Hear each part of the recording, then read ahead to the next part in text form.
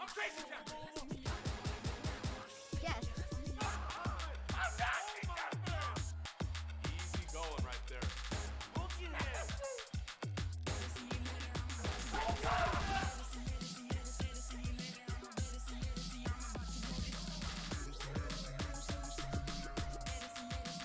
One more to go.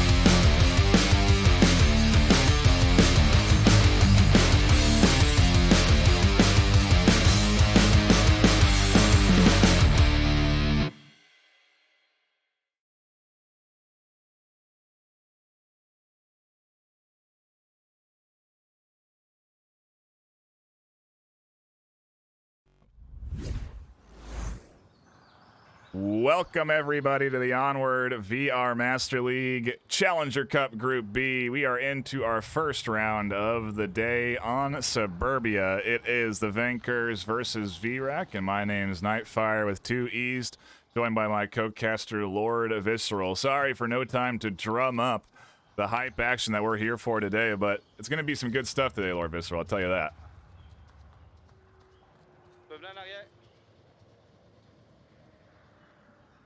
Play slow, guys.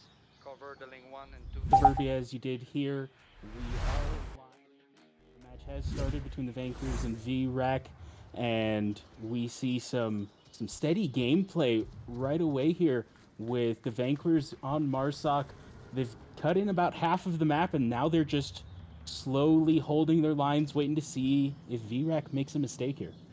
Yeah, there's a big shift in the general meta of the Challenger Cup in particular, because you're only playing one map against each team. You have 5 maps to play. Those are not predetermined, so these teams just found out what maps they'd be getting into essentially 10 minutes before this series started. Our first map is Suburbia. Second map, I don't know if that's all been communicated to the team, so we're going to keep it secret until we get to that round 2. But obviously a variety of maps to jump into this afternoon, and it's going to be a very exciting, again, hectic Challenger Cup, obviously, as we come straight into the gameplay with a few technical difficulties. We do apologize for that. But we are here nonetheless, and yes, it should be, well, a good day of Onward, that's for sure. As shots do finally start to come out, utility does start to come in, counter flashes up over the top, shots through the middle, lanes 2 and 3 come through. Captain does go down as Shinobi finds those kills. Snooper on the backside, able to tag 1. Utility comes in from Faded. They're going to fly the corner, and a trade there leaves us into a 2v3 as Shinobi confirms that. La Charbonniere looks for more, and blind fire continues to pay off for Shinobi. They cut down another in lane 2, and we are now into a 2v2 after a bit of a hectic, chaotic brawl up there through the middle. And we lose another one from VRAC, bringing this down to a 2v1. Wow. Maxime and Shinobi in a good position here to get a kill. Not necessarily a cap. VRAC holding that down pretty tight there. But Hardzy is going to have his work cut out for him here. And the cross comes out. Oh, those shots almost connecting, almost ending this round for VRAC. Hardzy trying to find the frag down in that long range. They can't connect either. Shinobi again through the wood. I think their 3rd kill through some sort of object in this round as they lock in the Vankers. Round 1 and an early lead for them, no less. A solid start on Suburbia as we kick things off here again for the Challenger Cup. And now that we have a bit of breathing time, Lord Visceral, we can kind of get into the meat and potatoes of what we're tuning into here this afternoon. It is our second group stage of the weekend. Obviously, Group A went down early in the morning, or I suppose middle of that afternoon for you EU folk, yesterday. I'm trying to recall the champion there. I believe it was... Oh, wow, why am I blank? I don't know. We'll have to do the research. We'll find it for you. But we have a 1 winner crown from Group A. We will end up with 1 winner crown from this group stage, Group B. And at the end, those 2 teams will then compete in a best of 3 next week, which we will broadcast live on this channel. And they will determine the winner, who will then be our 8th team in our final round robin for the VRML Season 12 postseason. The top 7 teams in regular season ladder moved on to that round robin. Right now, we are trying to determine the 8th team that'll be included in that round robin. And there's a decent amount of chunk of change to compete for once you get there, as there is now $10,000 in cash and hardware in that prize pool that comes from our sponsors. So we'll get more into those sponsors when we have more breaks. You can see, obviously, one thing we want to talk about, the loot drop 2 for HyperX. You can get that link if you go down to the infos page beneath the stream. If you click on the HyperX banner, it'll direct you to the loot drop, where you can find products up to 50% off. Anyway, a bit of a divergent there as we do have some time between this round and our next, but we do get back into it for round 2. Vancares on defense, VRAC on the attack now. Bro, I took a perk. Yeah, this time Shut we up. get to see how VRAC approaches this objective after Vancares was able to take them down last round. And a shout out to No Fun Intended, the winners you. of yesterday's challenge. It was on the tip. I thought it was no fun intended, but I didn't want to say it and be wrong. But yeah, NFI did great yesterday, undefeated throughout that Challenger Cup. They will be going up against the champion of Group B, which is what we're here to determine. 5 maps again ahead of us here this afternoon. So good, solid, I would say, 3 to 5 hours of Onward ahead of us. Yeah, it'll be some non-stop hardcore, high-tier Onward gameplay. Absolutely. Yeah, I mean, we have teams that are right up in there in the top 20 competing here this afternoon. Teams that have been in the top 10 before, and teams that have been in the top 3 before. And so it'll be very interesting to see, you know, who ends up coming out on top of Group B. It is a true challenge of your skill set, of your knowledge of the game, and it's going to be very exciting. Here comes the utility. Doesn't catch anybody out. It's impressive fire over the top from Most Wanted Nugget as they get flashes and utility directed their way.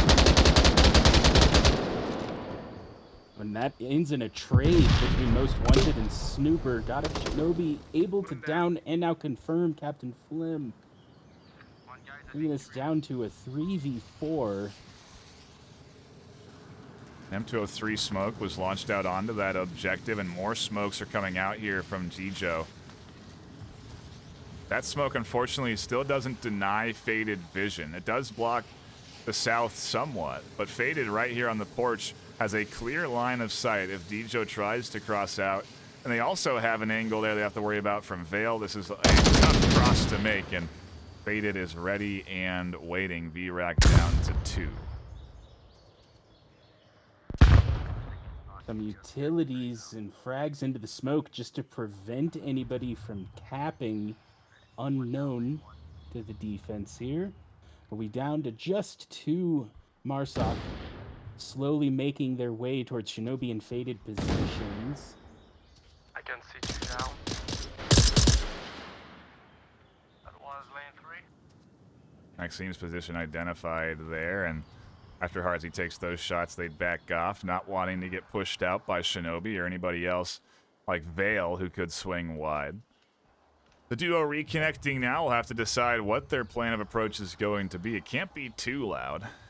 Again, Charbonnaire could get picked off through the shrubs here if Shinobi just does something like this. Fortunate for them, the bullets go over their head. Unfortunate for Harzy that Maxime connects there, because it does leave now Check your line, guys. Charbonnaire alone, and Shinobi obviously with an idea of where they could be. So all 4 of the Vancares likely to be ready and waiting for this final member of VRAC to push up. But this could be a very nice start for them, up 2-0 if they can lock in this kill. I'm not looking lane A very 2 now. dangerous position to be pushing right rotate now, to as he lane does 1. have 2 on his left and 2 on his right. And through the bushes, Shinobi takes out the last VRAC, securing that second point and being up 2-0, map 1, round 1. Yeah, you know, it's at the start of the group stage, you do tend to get some splits. I feel like, if anything, it might be a little bit odd to see a close matchup so early in the group stage. And the reason I say that is simply because of the way that a group stage works in the seeding. Your overall rank in the regular season, I believe, impact where you're seated. I could be wrong on that, but I believe it does impact where you're seated number-wise. And so right now we have, I think, the number. Is it the number 1 seed? Is Vancares the number 1 seed? Yeah, they are technically. Number 1 versus number 15. Yeah, so that's this quote-unquote disparity, I suppose, is like that across essentially all of the matches, and so Suburbia likely to go by pretty quick. we will do our best, if this does end up being a quick map 1, to jump into other games that are live right now. We'll try and get that bracket updated for you on screen there, so that can give you an idea of what teams are playing and where. There we go. So now you can see who is all playing this afternoon and what their scores are as soon as they finish their round. So I guess if you don't want spoilers, tape a piece of paper over the bottom part of your screen. I don't know what to tell you, but the bracket will be shown there, and it'll indicate to you what teams have won. Also, as a reminder, we have 3 channels live now, both on VRML 1, 2, and 3.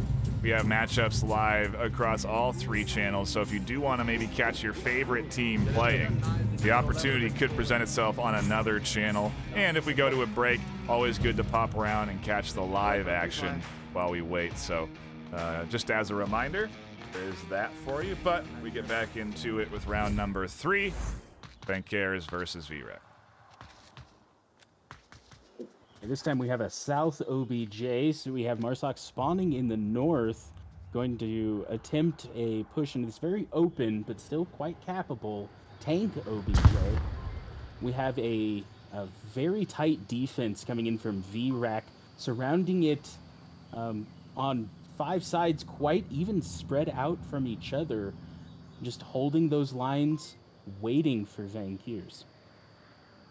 They do have a nice kill box surrounding the OBJ, covering, like you said, all the angles. It is going to be a matter of the utility placement, I think, for Vancares that's going to play the biggest impact in their push. Here comes some of it. Initial smoke to, if anything, draw the attention of Charbonnier, who does find the kill on Devale. Down they go. Maxime's going to push off of the smoke, though, has an idea of where one of the defenders is. The trouble is, of course, that Hardzy and Super are in sort of off-meta positions, waiting for the cross of cross APC. Hardzy catches one. Charbonnier, I think, caught another up through the center. And so quickly, Vancares get cut down to 2, and maybe this is VRAC's time to bounce back and snag around. Definitely in their favor now with the 2v5 here. Faded and Most Wanted hanging out behind Mansion. You know Gijo's going to be hearing some of what Faded is doing right now. Might not be able to call it out to his team without giving away his own position, but he is going to be ready. The shots come out. Oh, but Faded able to take him out and secure that middle house. That is going to be huge. That opens up a lot of the defense. Jeez. Just like that, we're into a 2v3. Second story taking control of. Everyone in the front yard is at risk of being headshot. Most Wanted Nugget pushing in from APC, so that's drawing the attention of the VRAC defense, and things are not so cozy as they just were 20 seconds ago for what was a nice 5-2 hold. And we'll have to see if the Vancares can now work up to the objective. From this side in particular, it is going to be a challenge. Wanted Nugget. Oh, look at that. Great shots from Faded to find the instant refrag. As soon as those shots came onto their teammate, they were there to support. And down goes another for the VRAC defense. We're into a 2v2. Yeah, it just goes to show how important that taking of the middle house was. Yeah. Hardzy able to take down Nugget. Faded trying to get the refrag, can't quite make it connect. The flash goes out as he comes downstairs to try and push this objective. Another flash. Oh, he's not going to react to Charbonnier in time. And VRAC able to get a point up on the board and come back 1-2 now. Yeah, Charbonnier's position is interesting. A solid spot to tuck into when you're defending that side. Of course, you're incredibly vulnerable to any push up through the middle, especially lane 3, but either way, it pays off. And for a moment, I thought those flashbangs may blind. You know, who was it in that corner? Charbonnier there, but they went just a bit too far, and ultimately, VRAC does get on the board with their defensive round. Keeping things close, surprisingly enough, despite what we just said about the seeding. They are right back into this thing. And if you look at the KD feed, they have found kills throughout the course of the series, too. So even in their 2-0 losses, they were able to bring things close, and that's a good indicator of a team that is keeping things close despite the scoreline. If anything, Vanqueres have to be careful to not get too relaxed off of that early lead they had, because things can go wrong very quickly in a game like Onward. The attacking team can get right up onto that objective and cap it. This one in particular is certainly capable if you get the right smokes and you eliminate certain elements of the defense, but keep others, like people that are across the street or inside the two-story. And so a lot to factor in in the competitive game of Onward, to say the least. But yes, we are now waiting for a reconnect from the Vanqueres. Hopefully this doesn't take too long. You can already see beneath us their teams are finishing their matchups. We see a couple of 4-0s coming through on Suburbia. Yeah, it just goes to show that, I mean, these are some of the best, and VRAC is not here to take second place. They are here to try and win it all. And even being the 15th seed versus the first seed, they are still going to put their best foot forward. Yeah. And that was a solid defense plan. They pulled out all the stops on that one. Yeah, it really is a big chance for these underdogs to come out on top. And frankly, it's happened before, where unexpected teams that have been completely a dark horse have managed to come out and win and get placed into the round robin. And so you have to, as a team, stay focused, especially for a team like VRAC. You can't just say, oh, great, we got Vanqueres, we're done, which is exactly what they are not doing here, as they do manage to, like you said, put up a good defensive round. And yeah, if you take second, it's the end of your season. Second place is simply not an option here, like you said. And so the Vanqueres got to remember that. We'll see if they do as we get back to it. Everyone sorted, all technical issues sorted. Round 3 kicking off. 4.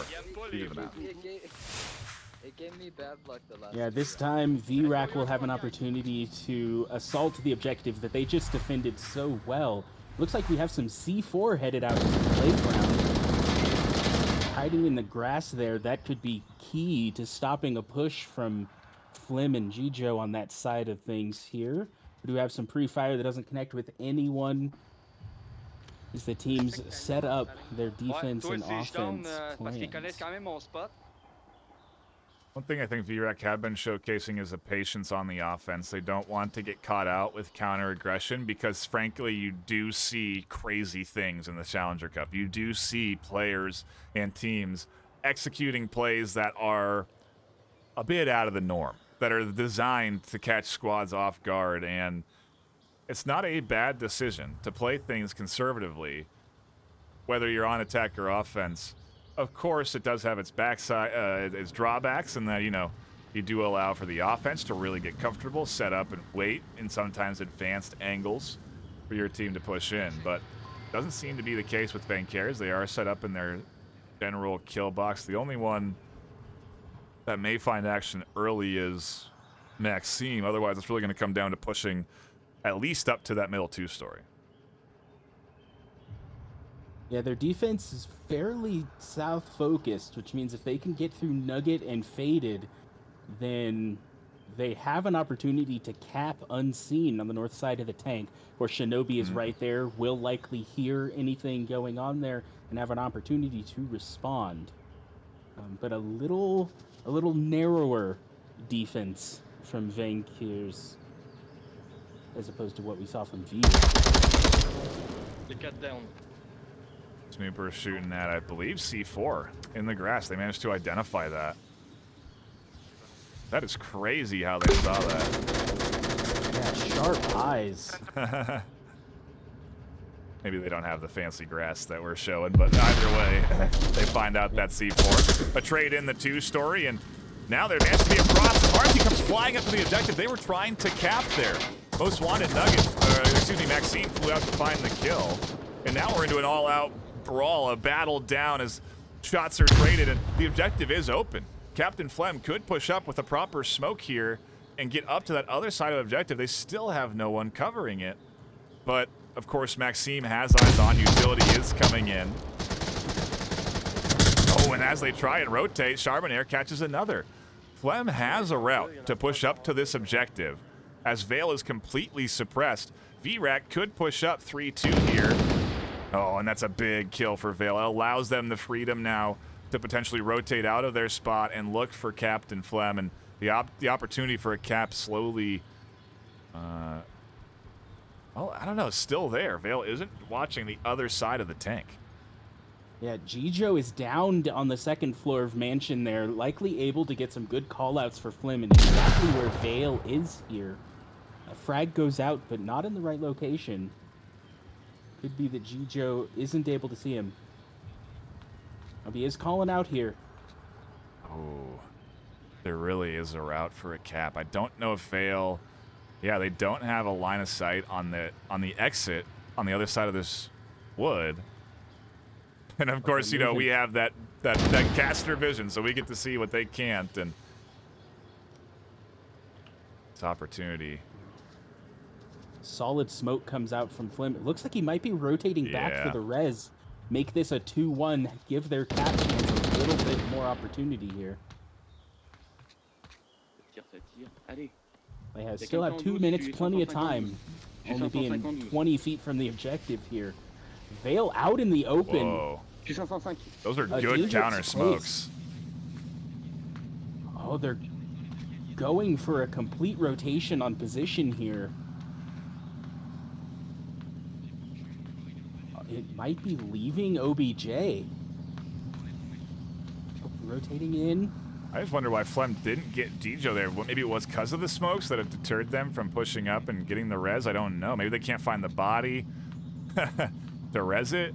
I'm not sure what the reason why the res doesn't come through, but they bleed out, so they are no longer resable, and we're into a 1v1.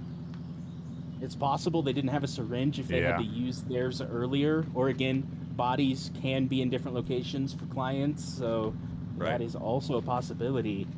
But now Vale and Flim right on top of each other. Flim hears Vale, it looks like, pointing directly through the bushes here. Anyone's game at this point, but only 39 seconds to go.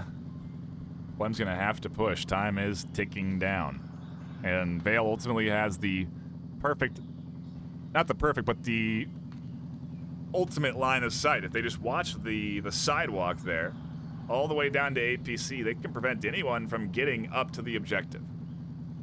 The only real counter is if Flem rotates from the back, and you can see Vale is checking that now. If they rotate back behind the building, but they are out of time. 10 seconds left. Yeah, it is time to run. Ooh. They aren't going to have time to cap, even if they could get there. Tries to find a kill, but doesn't know where Vale is, and time does end. Bringing us to a 3-1 potential map point now to end out this first map.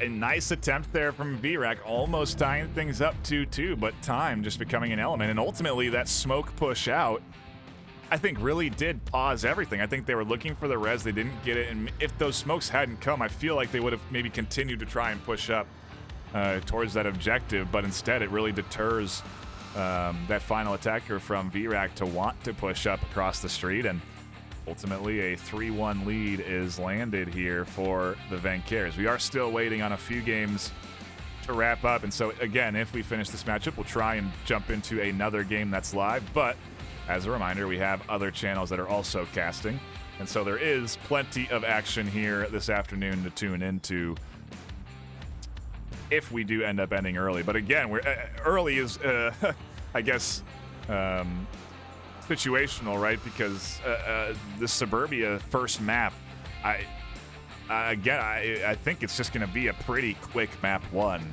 overall for most of these teams. At least it was yesterday, but we could have a back and forth. VRAC are certainly a team capable of putting up another point or two at least to keep this even. As we do shift objectives, they go back on the defense, so they get another opportunity to put up another point on the board, but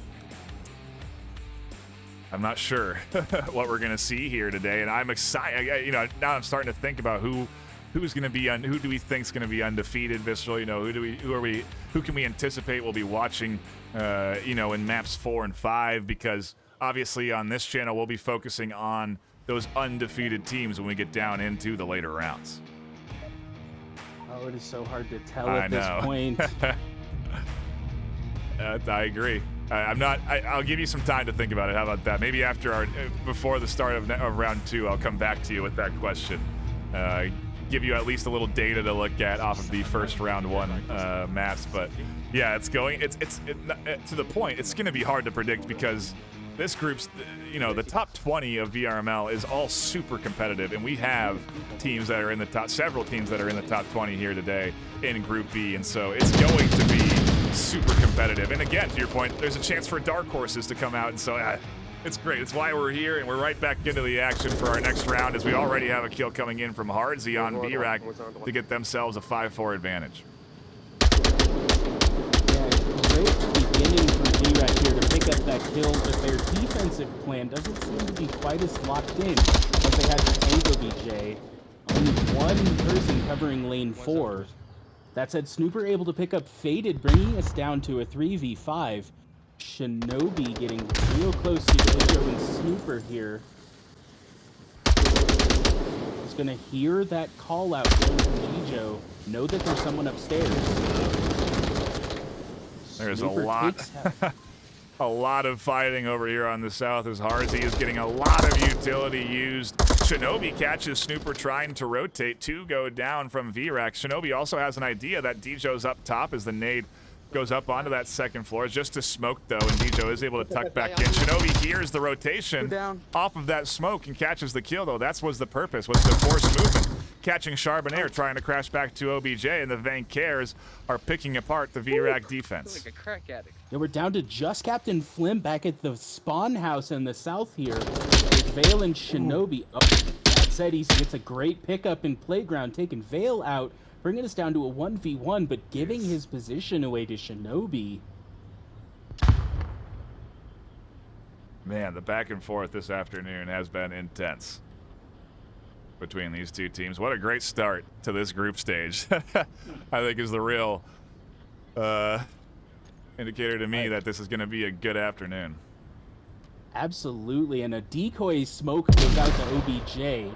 Means that Captain is going to have to watch OBJ while Shinobi just tries to find the window he's in and pick him off here.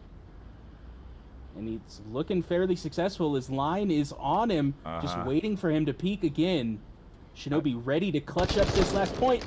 Takes it for Vancaires, 4-1. I think they saw the barrel coming out from around the curtain, and they waited until they peeked that corner fully to take those shots. So really nice, patient job there from the Vancaires to lock in themselves their first map W and start the train of being undefeated throughout the course of this group stage. I do wonder if we have enough teams, and if things end up working out this way, it could be that we could have a 4-1 tie, meaning that teams do have an option to lose. But we won't really be able to get more into that until we get closer to the back half of the bracket to know who's undefeated and who has played what. So we will keep our eyes obviously on all of the scenarios. VRAC certainly could come back, win all 4, and have a chance at snagging this. But either way, that is our first map done. You can see a lot of other rounds are finishing up. So we will do our best to hop into another game. But if we don't, we'll be back here for round number 2. So do not go anywhere. More VRML Group B action in just a few minutes.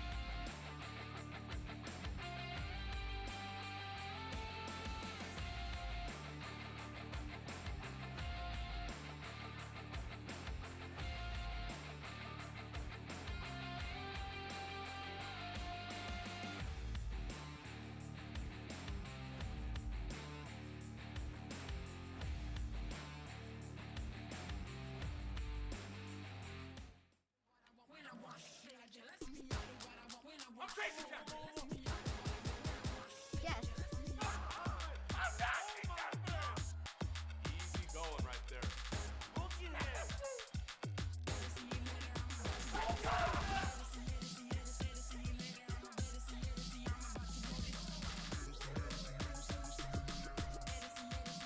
One more to go.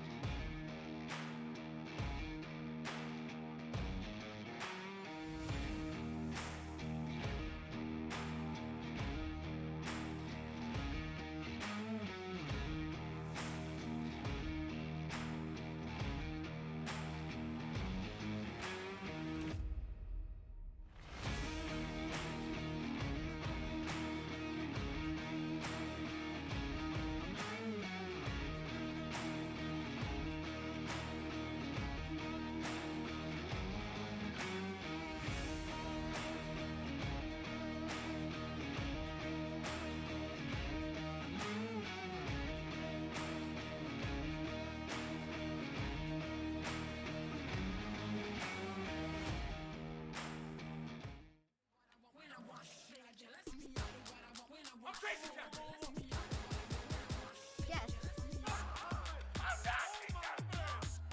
Easy going right there.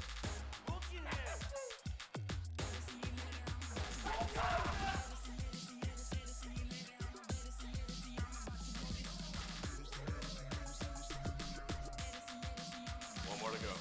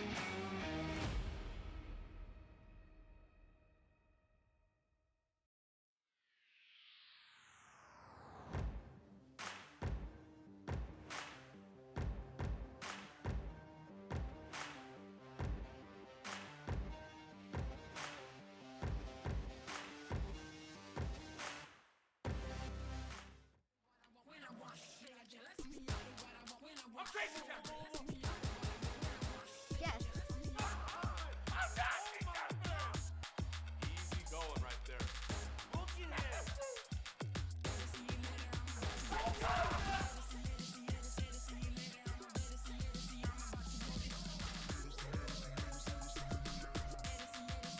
One more to go.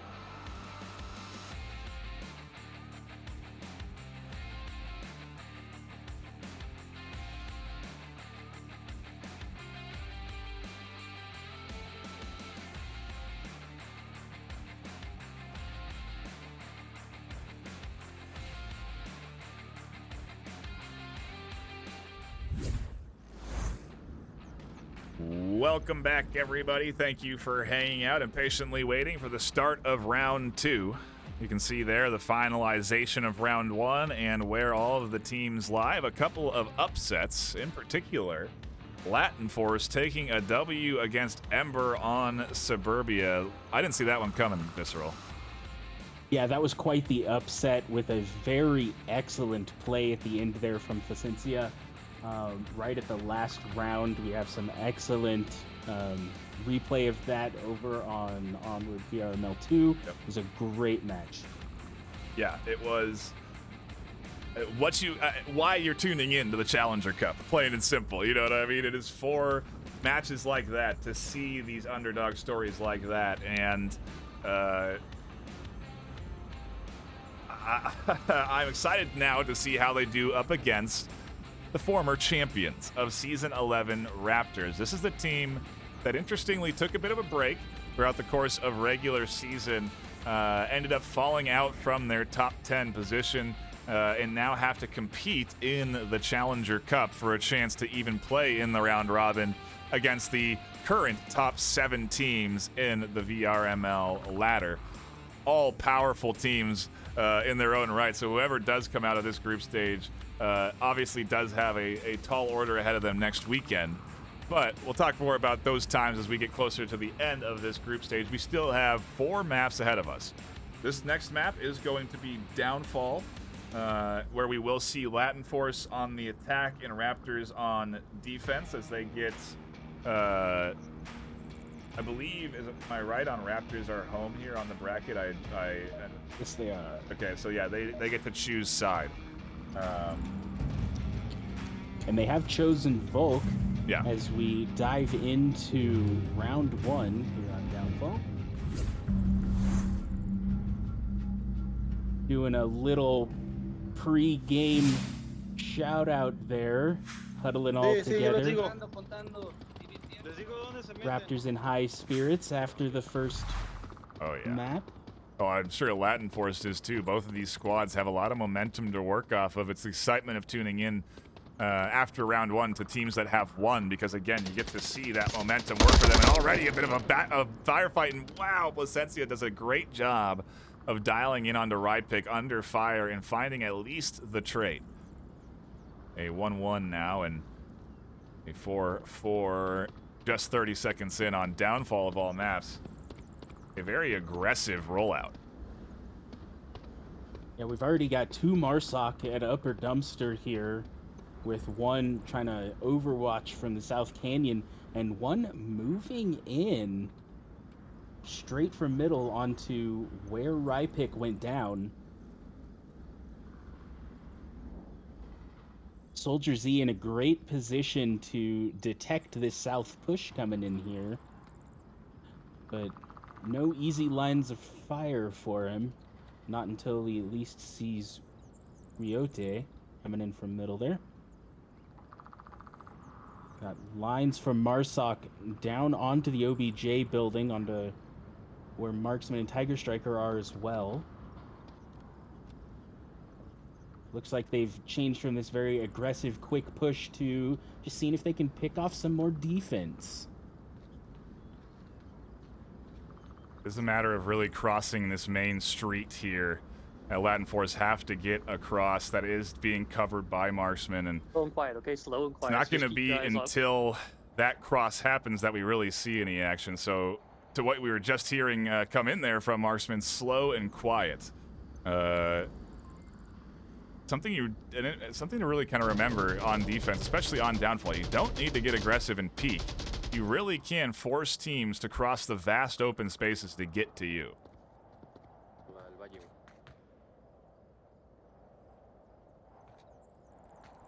Yeah, Raptors doing a good job of just holding their lines. But now Moko in the same building as Soldier Z. Not accessible to each other, but definitely Soldier's going to be hearing Moko running around there in Lower Dumpster. Some shots coming out from Valdeby down here. Moving down into the canyon after that. Not able to pick anybody up. Still a 4-4. as Latin Force makes their way towards the objective here slowly. Ever so slightly, they inch their way forward here. And it's only a matter of time before we get into that push, as Valde does get close to Marksman's angle. Moko has managed to get across. I wonder if they heard anything from soldiers inside the dark room. And I wonder what the timing is going to be from Latin Force, because they still have a good amount of ground to cover, and the time is ticking down. 2:40 on that clock. Time already gone.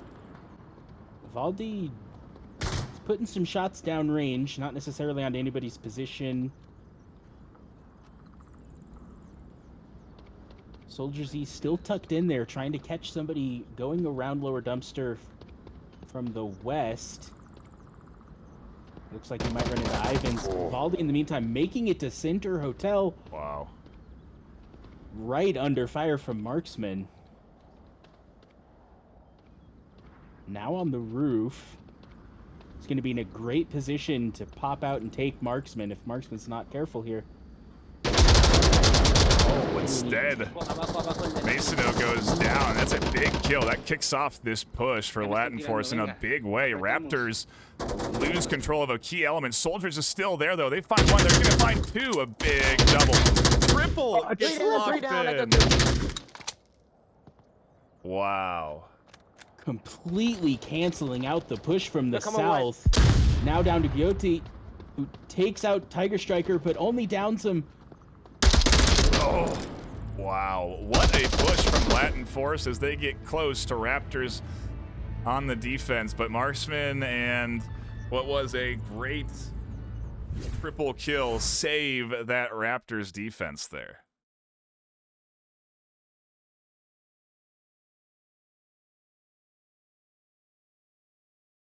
Been watching that west road there along lower dumpster, but also able to pick out that roof from Center Hotel, take out Valde there. That just the entire south push taken down by just that one excellent little position from Soldier Z. Impressed to see that double come through. A big double, like you said, or triple actually. And it's moments like this that I love to see, especially when the pressure is on. You know, when it's really your season's on the line and you're able to lock in big plays like that. Those are so exciting to see in the Challenger Cup. And a great start to this map, Visceral. I mean, this is an indicator of the pacing. I'm excited for round two. I think we could be in store for a bit of a back and forth here. Yeah, and just that would be quite a thing to see here. Latin Force definitely the underdog in this, but they put together such an excellent round one, upsetting against Ember there. I think you're right. This is going to be quite a matchup to watch as we do head into round two on downfall here. This time Latin Force going to try to defend the same objective, while Raptors try and slide in for the cap, or at least the kills. I didn't catch the spawn. Did they get? They had to have gotten the spawn that's away from objective, because, or no, you get the same spawn there. I'm surprised they managed to get across to their positions without being detected, but they are all set up on defense on that Latin Force side, and you see some shots coming in from Rypick up through the center, trying to hunt for any crossing early, but it doesn't catch anything, and so everybody from Raptors is just spreading out and getting set up, and interestingly enough, it looks like we're getting set up for a heavy north push here. Yeah, we do have 3 Marsoc already in upper red truck, and just some 1 south, 1 mid for what remains. We did see a little bit of an attempt to hold that cross into the south like we saw last time with the trade. With Placencia there. Echo 4, Center Hotel's dead. Echo 4, Echo 4. Take out Ivans. It's an unfortunate reality of this map that, again, we talked about earlier, where there isn't really a need to go for the hunt on picks. it can net you, obviously, an advantage if you find those picks, but it's such a risk on defense when you have to defend down in a valley like this to be checking out early. It has rewards, as you see there. Gauto finds the soldiers trying to rotate around. Yeah, bringing this down to a 4-4. It's in a great position to hold Tiger Striker. In the meantime, we see Messino moving down here to back up Rypick in mid. Trying to watch for Gioti's position. Marksman trying to take aim in the south here. Won't have a good line on anybody until Placencia, which he sees, and he takes him out. Living up to his name, Marksman, with just 2 rounds, able to pick him off. Bringing this down to a 4-3 in Raptors' favor. The one Tiger marked out. Gotta stay on board, Lower red truck, lower Coyote, red truck as building, they lower red truck are building. waiting for this duo to eventually challenge them here. I hear one lower red Tiger truck. Strike, hearing footsteps, does call it out. You see a couple of lasers dialed in. Messino's watching, but I wonder what this trio on the defense is going to do now as Raptors slowly do start to pick them apart. Getting even more peaky here could risk an even wider gap there. A 4-2 would not be where Latin Force want to be. Tiger and Gyote cross paths, and Gyote looking at the wrong position. Tiger Striker brings us down to a One's an 4v2 as objective smokes bungalow, come out to bungalow help should be this Echo 3. cross. Tracker 2, Echo 2. There's really just Moko Yeah. standing between Messino, Rypick, and Tiger Striker and that objective. And Marksman takes him out. We could see a cap here. He's only got one defender left, and he's They know. down in lower dumpster, and they know that now. Rypick rushing objective straight out in the open. He knows that they have an accurate kill count. He's going to smoke this out. Wow. Valde knifes one in the smoke, but while they're busy doing that, everyone's pushing objective, and Tiger Striker is punching in the code for free behind a wall and cover. Raptors come out on downfall swinging, and you can see Valde disappointed with, that maybe they didn't know they were the last one alive when that pressure was on, but a great cap, good execution, and good comms. I mean, the very end there, Valde flashes out on the corner of the wall, and instead of challenging, Marksman instead smokes themselves to deny vision when Valde ends up pushing around the corner. And so then Valde knifes and then spends so much time inside the smoke trying to probably get out of it or redirect it that they don't realize during all of that time that Marksman is buying, the push comes through. And 2 points go into the hands of Raptors. They are now up 3-0 on downfall.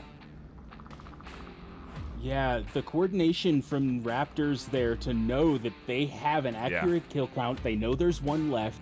And then for Marksman to just play dead, to surrender his own position just to delay it. And you know that his teammates were calling that out, saying, we're going to rush for the cap, because they knew they could. And so he just smokes himself. I've never seen somebody do that before. I've seen people throw down like suppressive fire and intentionally not kill someone to help the cap, but to smoke yourself and just sit there delaying it that way was just masterful from Marksman. Yeah, it is high level play. It looks I'm impressed. I'm glad we pointed it out, because that is some stuff that nets you 2 points. It's stuff like that where you draw out the final defender instead of killing them and get yourself an extra point on the board. Latin Force are now on the attack, down 3-0. They go onto an objective that I have seen defended better and better over the course of this season, but is one that can be capped on if they don't have the right defensive setup. So we'll see how Latin Force roll out. They on board Placencia as they get in to round number 3 on map 2. A very wide defensive plan coming out from Raptors, perhaps aware that they're up 3-0 and taking a little more chance than usual. They do lose one in the south here, but Soldier Z down in the tanks in the far south, nobody is directly on objective. Placencia able to take out Marksman as well. This wide defense is not looking so great in the first minute of play here. Hay uno en casa enfrente de la But they troca are arriba. likely to not expect Soldier Z's Watch it. position. We're only down to 3. He'll get some there. They're so far away from objective. They do finally take shots. That's going to be information. You can Echo see 3, Moko Echo 3, now 3v3. dialed in from the top. They could hold soldiers here if they can clear out up front, and they are clearing out up front. Soldiers realizes they can't stay there. They have to push out under fire. They find the kills and come crashing back to objective, all while we get into a closer firefight. Utility comes up and over. Placencia trying to get ready for the attack onto objective as Messino finds those kills, and there's just a little bit of disconnect. Ivans is too far away to support the rest of this team, and unaware that they could have been a much farther forward off of all of the kills that Placencia has secured for Latin Force. Yeah, it was a solid play from Placencia and almost worked if Messino hadn't wrapped around the corner there right at a good moment to take him out. And you're very right. Ivan's just not in a position to take advantage of that. And what was very chaotic first 2 minutes now turns into a, more careful and slow approach from their last player. How could you not be right now? I mean, the pressure is on your shoulders for your entire season. If you don't go undefeated, your chances of winning this group stage drop significantly. You really have to keep winning each map to have a chance at that final opportunity to stay undefeated. And so we'll have to see how it all shakes out, of course, but still, you don't want to lose even once. And right now, Latin Force are looking at a potential L if they can't win this round. So Ivans, I understand why they're slowing things up a bit right now, especially since they may recognize they're the last one alive. The entire season is on their shoulders. And Ivans takes a little bit of fall damage. Getting out a lower dumpster there, does have to syringe himself. The pressure might be getting to him here, being the only one alive on map point for Raptors if he fails. Jump up into the two-story and has a good angle onto Mason, but I think they saw that rotation. You see that laser dialing in, and you can see soldiers also kind of potentially rotating for an angle up into this two-story. Could be bad news as there's the peak. His head is gone. Soldiers finds the headshot, and Raptors lock in a quick 4 points up against Latin Force. Not really necessarily easy points. Look at that KD spread. The cap obviously key, but Latin Force put up a great fight against our Season 11 champions. Really impressive to see this team come in here and play so well these first 2 rounds, but they do not manage to come out on top here, and so that's that for Raptors and Latin Force. Yeah, what a showing from Raptors to take a team that had just upset Ember and just make it 4-0 with just dominating lead at the end there.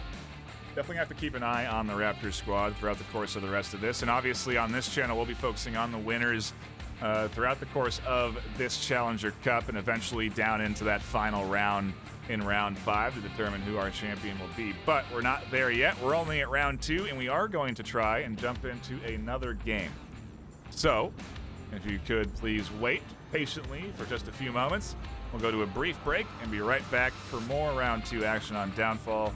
Don't go anywhere. More group stage, more group B.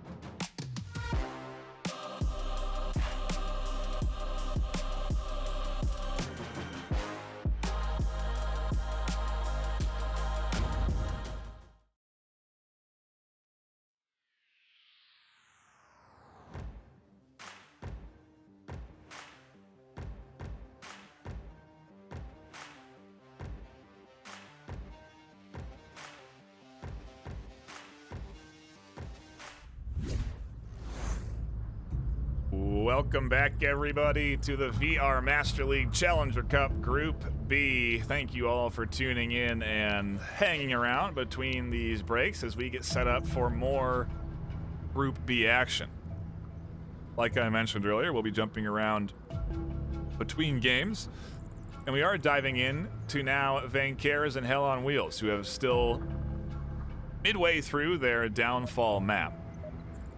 You see the Vancares, our home team. They have taken the Volk side to start, and they have taken a 2-1 lead to kick things off. We'll see how Hell on Wheels bounce back as they go on the defense. Congratulate the gods of this match. Round number 4, I'm guessing, as I don't see any caps of map number 2. It looks like we've got a upper dumpster objective with a northeast Marsoc spawn here. Vancares so far just kind of pushing around clockwise here, making it to upper red truck, while Hell on Wheels gets their defensive positions locked in. Few different ways to play that east spawn. You can get really aggressive. You can go for the hunt. You can go for early picks. You can go for the crosses. Nugget tried to catch that cross, but I don't think they were there in time, and so take some shots and maybe give away that spawn, if anything. But you also have a bit more of a patient push here from Vancares. They didn't go for those early shots necessarily, and they are instead setting up and rotating. Faded's covering in, looking over to that White House for anyone shooting out of there from the range. So they are utilizing what seems to be... no, I don't actually see a 12 times on that. So I wonder if they do have a sniper at all in their arsenal. But they are focusing mostly, it seems, on this east rotation, utilizing the hill, sort of deny vision down into that objective side, and eventually challenge the likes of Trickster and folks that are up on this side, as Trickster does push out some rounds.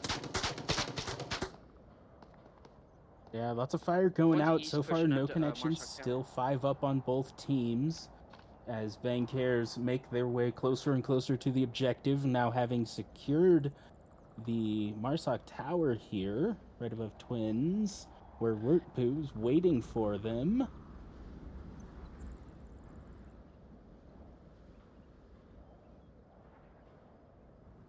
Looks like Trickster might be their first encounter. We do have some line coming in from Faded trying to hunt for Trickster.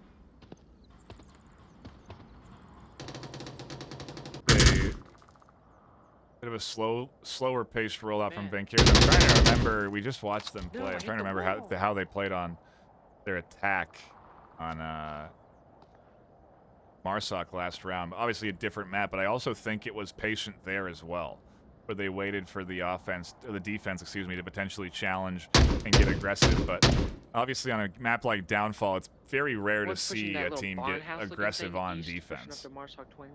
So we'll have to see how this all plays out. Shinobi catches MTB. A nice pickup there to get things going for their Marsoc push down into that objective space. And meanwhile, Vale trying to get a line in on Trickster, throwing some shots into the window there. Nothing's going to connect. Shinobi finds Catholic. One guy's behind you, huh? God, watch out. Yeah, I didn't shoot him yet. I don't know where he is. I haven't heard anything. They seem to be aware of Wirt's position, possibly just trying to call out Trickster, that he's behind him. No general area. Meanwhile, we have Maxime and Most Wanted coming in from the west with just JJ to stop them at this point. Yeah, Smokes on OBJ, an excellent smoke that hits JJ right in the face there, and he has to rotate out. And he's rotating quite a ways around the objective, inside the building, but this area is leaving this wide open for a cap attempt. Ooh. And Faded able to take him out on that rotation off that smoke. We're in a full-on firefight here, back and forth across the map. Shinobi's looking for Wirt inside here, can't quite find it. Nugget finds Trickster down, and now it's all up to Wirt, who's taking shots and is pinned in the corner. A big chance for Vancares to cap. They instead take the kill. nice. Still puts them up 3-1. And a solid round, not a single person dying on the attack there from Vancares as they go up 3-1. Yeah, that attack was careful, considered, and well executed. As you said, not a single attacker going down there. They did have an opportunity to cap there, probably not fully aware of that. We do have this bird's eye view from above letting us know that. But that was a very dangerous position to be in for Hell on Wheels. Trickster did die noticing that there was no one on objective and trying to rotate out, leaving himself wide open, but a required move at that point to at least attempt to prevent a cap. Just an excellent job from Vancares.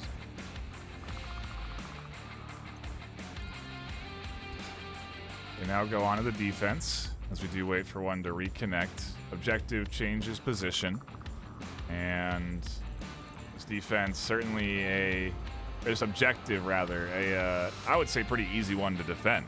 You just have to set up a standard kill box around the objective and wait for the offense to come to you.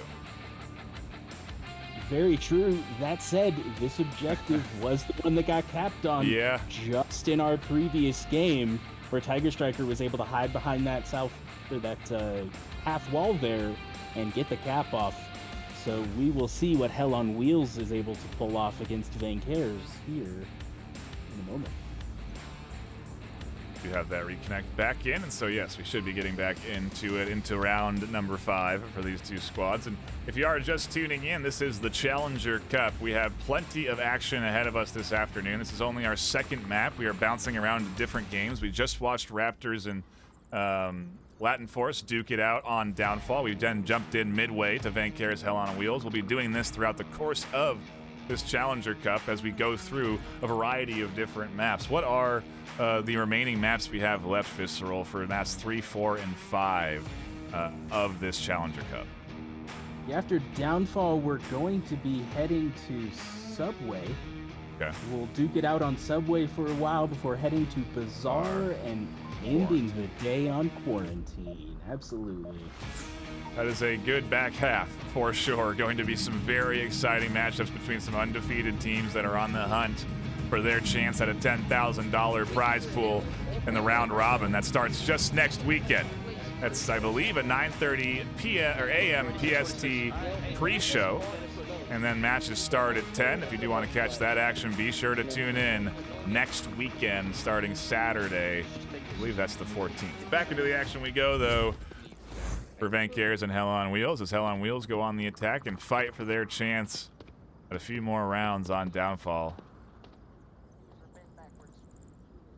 Absolutely. These teams battling it out again for that last spot to be able to compete in that round robin for that $10,000 prize. They're honed in. Yeah. They want that one spot that's available between all of these top tier teams. And again, you'll be able to catch that action this coming Saturday on the 19th.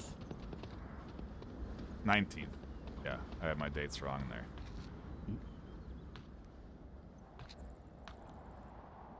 A fairly tight defense here from Vancares. They know all they need to do here is just hold this round, and they're able to take the second map, putting them up 2-0 if they can do it. Shinobi is pushed up a bit, but they could have an opportunity at Trickster. The fact is, though, they're not watching the cross, and Catholic Goat is going to be able to get across. Maybe after Shinobi finds that kill, they could then redirect their attention here. And smokes come out here as Catholic throws a second grenade, but doesn't pull the pin, so that smoke doesn't actually go out. They'll regather that smoke for a later date and continue to work their way up into what is, like you said, a kill box defense, with Vale waiting for a late angle, Most Wanted waiting down this street, Maxime inside, Faded holding the cross. I mean, there is a lot of vision onto the south, and admittedly not a lot of focus up into the north. A nice pickup from Catholic, catches Most Wanted Nugget peeking out. They were one of the few defenders that were actually peeking their windows and looking for kills, as now Shinobi takes up the charge to try and hunt for something from the bottom floor. They are still resable, however. Yeah. Maxime in a great position There's to an enemy get center Nugget hotel, I hear him back talking. up. And as you say that they are not covering the north very well at all, we do have two. Yeah. JJ and Wirt have taken North Hotel and are ready to make this One down, push one in. down. Got a Shinobi able to take out Catholic Goat, bringing I us know, down peek me, to peek me. a 4.5, potentially 5 here real soon. Lower dumpster. I V3 shot one in the head. I have two on dead, what though. could I've very killed well two be people. map point for Van Cares. I think Make that Shinobi is three, getting make that scolded three for their people dead. kills as they lock Holy in a shit. triple. I heard them say, "I'm not peeking." So I imagine whoever is talking to Shinobi is telling them, "Hey, stop peeking. You're looking. You're finding kills somehow, right? It means you're peeking your angles." And it's a funny philosophy when you're winning, but still it can go so wrong by challenging out of these corners, especially when they are just a Okay, round how away from much? taking the You'll series. kill So three, I'll kill two an guys, interesting there's look one. into the comms, I suppose, of the Van Cares, as they are just, well, 2 kills away from locking in their second map win of the afternoon. Yep, not seeing anything right now. In the meantime, Hell on Wheels completely unchallenged in the north. Yeah. I wonder how long it's going to take Van Cares to realize that there might not be any more people coming from the south. Down Shinobi middle. took care of them all. And we do see a little bit Down middle. of peeking coming out from Faded and Nugget onto Wirt's position. Unclear if they were able to identify him or not. Faded heading to the second floor. Very dangerous rotation there. Still uncontested. Faded now trying to watch that north cross, but is too late. They have already made it past that line. Yeah, I wonder how deep they'll look, because they're looking much farther up. They're not even thinking to check already down into the crater where these two are right now. Yeah, so far, no one is watching their position. They've very successfully made it across a difficult cross in the north. That cross is one of the hardest in Downfall, and with it not being watched, they were smooth across. They didn't even smoke it, which would have given away their position, but potentially protected them. They're in an ideal place to be right now to try and catch these rotations from Van Cares.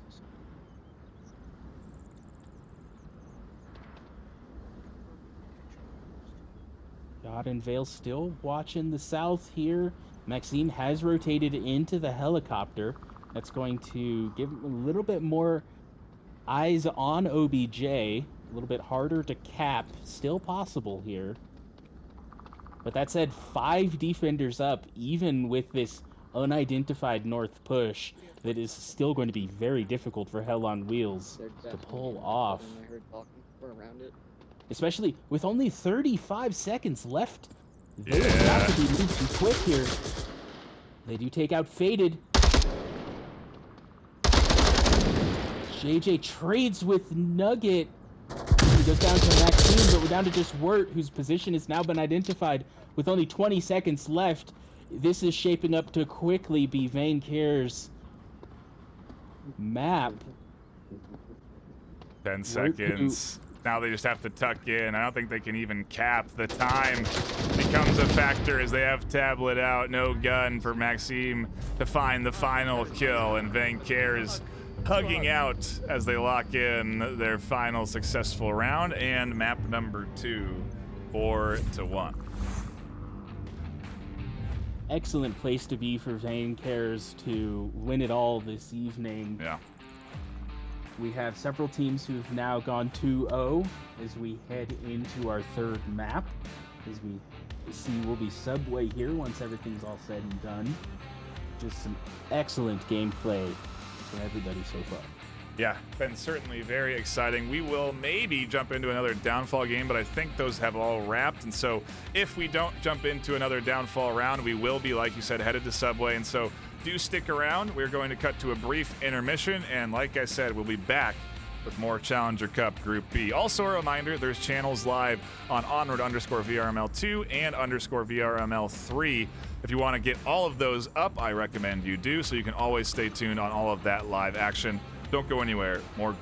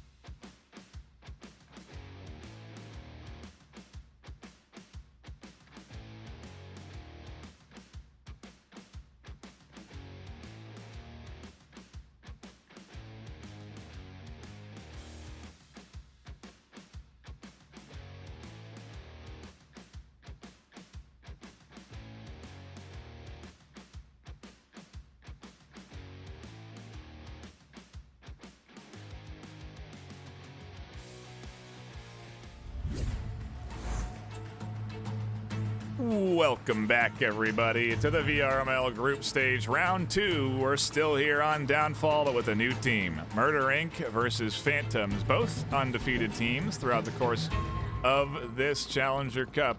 And so one of them will come out with an L here. Murder Inc. just a round away from taking this, and you could hear from them at the start, no cap. Obviously, if Phantoms can lock that in, they manage to take this map away from him, and already a kill comes in as Argentino and a key both catch 2. Well, 1 apiece, as now Murder Inc. is down to just 3. Yeah, they know that all they need is a cap here. But like you said, Murder Inc. is well aware of that, and so they have 2 on OBJ, with only 1 off of it, having lost 2 of their defense already. Lots of fire coming in from a key here.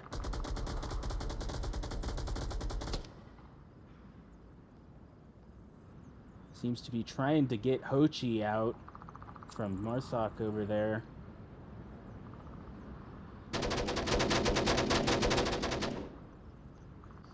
Pyro able to pick up El Argentino.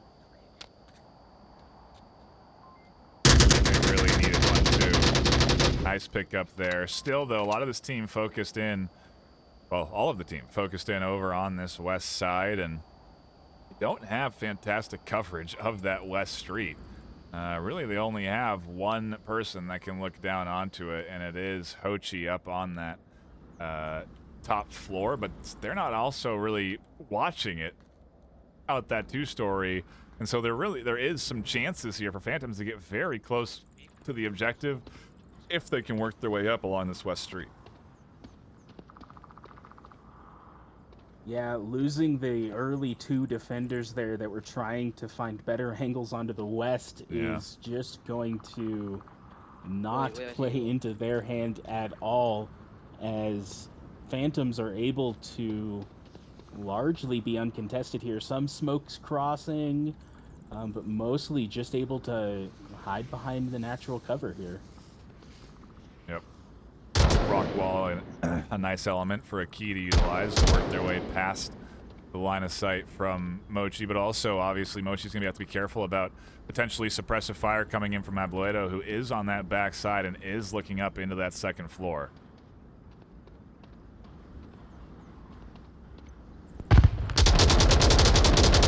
They're essentially nullified as the LMG rounds come into the window.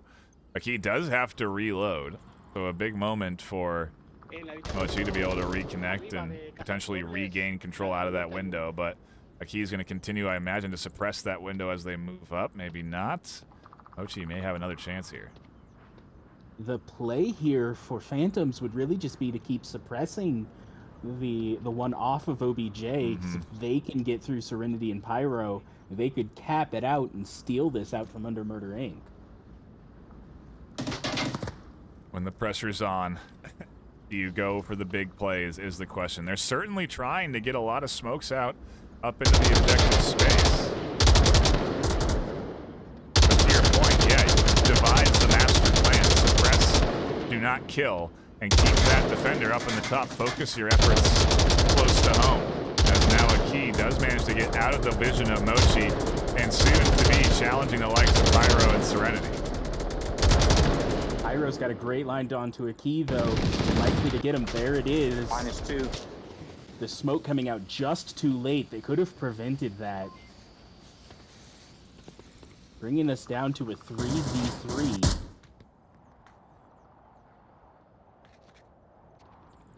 Ochi able to get back into the window and throw some rounds down. Baboletto in a great position to sneak in for the cap here. Does see his downed comrade. Decides maybe that's not the best route to take. More smokes coming out. How many do they bring? Everybody must have brought a pair of smokes, as Mochi does connect. He's behind the wall, crouching, front. Yeah, that is what it seems like here, is they have just constantly smoked it out. We see a defensive smoke coming out from Serenity, helping to mask this push from Adeletto. Pyro going down. Oh, they did take out Hochi. Adeletto, the last one here. He's right behind Oh, a big swing out, and Tipo catches the kill. Phantoms find all of the defense and tie it up 3-3. We are down to the maximum rounds available to be played here between Murder Inc. and Phantoms. And, well, it's a good thing we jumped in when we did, Visceral, because we get to see this final battle, the final round of this battle, play out on Downfall. Absolutely. This is shaping up to be quite a map to catch the end of. Yeah, no kidding. As two teams vying for that undefeated title. Both won their first round. Whoever takes this next round gets to remain undefeated moving into Subway.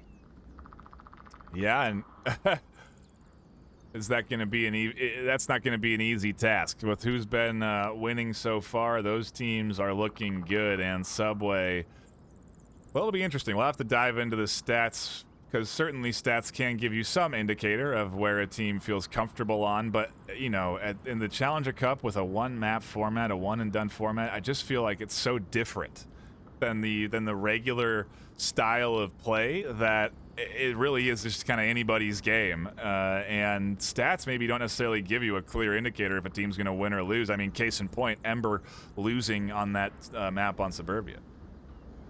Absolutely. We have seen quite some upsets so far, and it doesn't look like it's going to stop anytime soon. What I am here for. We go to a new objective again. How do we keep ending on this OBJ? Maybe we're caster cursing the lobbies, but we get on to the same objective that we've rounded off our last two maps on, and we'll see if Phantoms can find themselves a W here on defense, or if Murder Inc. with their south spawn will be able to utilize that ravine and push up. Yeah, the same spawn we saw from the last game with Anchors and Hell on Wheels. If Murder Inc. pushes up here quickly, they can stop this south rotation. Looks like Tipo is going for it, but so far uncontested. Looks like he is going to make it to help defend the south there. Yeah, they didn't go for any sort of crazy aggression other than Rocky. He's pushing up this ramp and into the two-story to then look down in to the objective space and catch any potential rotations off of that defense. But Phantoms, like you said, tucks in early, and there's not going to be a lot for Rocky to identify. From here, they will be able to dump out a lot of suppressive rounds into a couple of key positions, but still a ways away from that OBJ, and as long as Phantoms stay tucked in, it's going to come down to Murder Inc. pushing a lot closer to that objective. They've got a nice little kill box set up, and as long as they don't get peaky, they have the advantage here. But as you mentioned before, it has become more meta for Marsoc to just watch for those peaks. Just try and catch a Volk, being a little too careless with their position. And that looks like what we're seeing here. Cat trying to find anybody in Center Hotel. Rocky just eyes on those OBJ buildings, looking for anybody in a window. We do see a lot of smoke in the south. Yeah, they're making their initial cross. Interesting smoke placements. I mean, that's 3 utility gun that I don't really think they needed to put out, and I don't really know what it covered, even if it was put out. But there it is, and they are able to make it across. Serenity also throws another smoke. That's 4 smoke grenades utilized to get them up to this street and not really up into any defensive positions yet. Yeah, they will be challenging Tipo here, but not with a good angle. Tipo in a great position from what we just saw a couple of games ago from Shinobi, holding that entire south push from where Tipo is at now. We know that can be very strong. Meanwhile, no one really pushing north. Cat is kind of mid-rotating up to north here. Might get seen by a key on this cross here. We get some more smokes heading in now to Center Hotel. Smoked inside there. Just like that, a 1-2 punch. Murder Inc. lose 2. Phantoms deter the initial entry coming in, and Serenity now aware that one is in this dark room, and Tippo's position not so stealth anymore. It's all going to be now a matter of challenging them in what I say dark room. This is no longer a dark room. It used to be though, and people still call it that as a call out. You'll hear some teams refer to it as the dark room, but either way, they're going to have to get Tippo out of here to even be able to work up to that 3-story. Yeah, and we do see Rocky trying to find a key here, but, you know, looking at the wrong floor as he is just tucked in the south there. Hochi also trying to find a kill in that second floor. A key tucked in nicely, though. Not going to have any problems there. Serenity, it seems like, is well aware of Tippo's location, just not sure how to deal with it. Yeah, we'll have to see what she wants to do on this push, but they're both communicating, trying to work up onto this corner, and so it's a matter of, well, patience for Tippo in particular, but also the time ticking down for both Hochi and Serenity. They do not have, well, only a minute and 15 left is all they got to work up with. You do see that rotation on the overhead coming in way over in the north, and maybe that will be a key element, but Argentino finds Hochi as they aren't really distracted or worried about anyone from the north. They're able to look down onto this west street and deter any push there.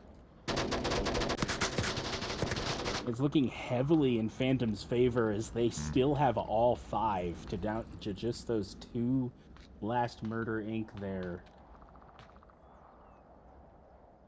Yeah. Serenity still unsure how to deal with Tippo, and down to only 38 seconds left.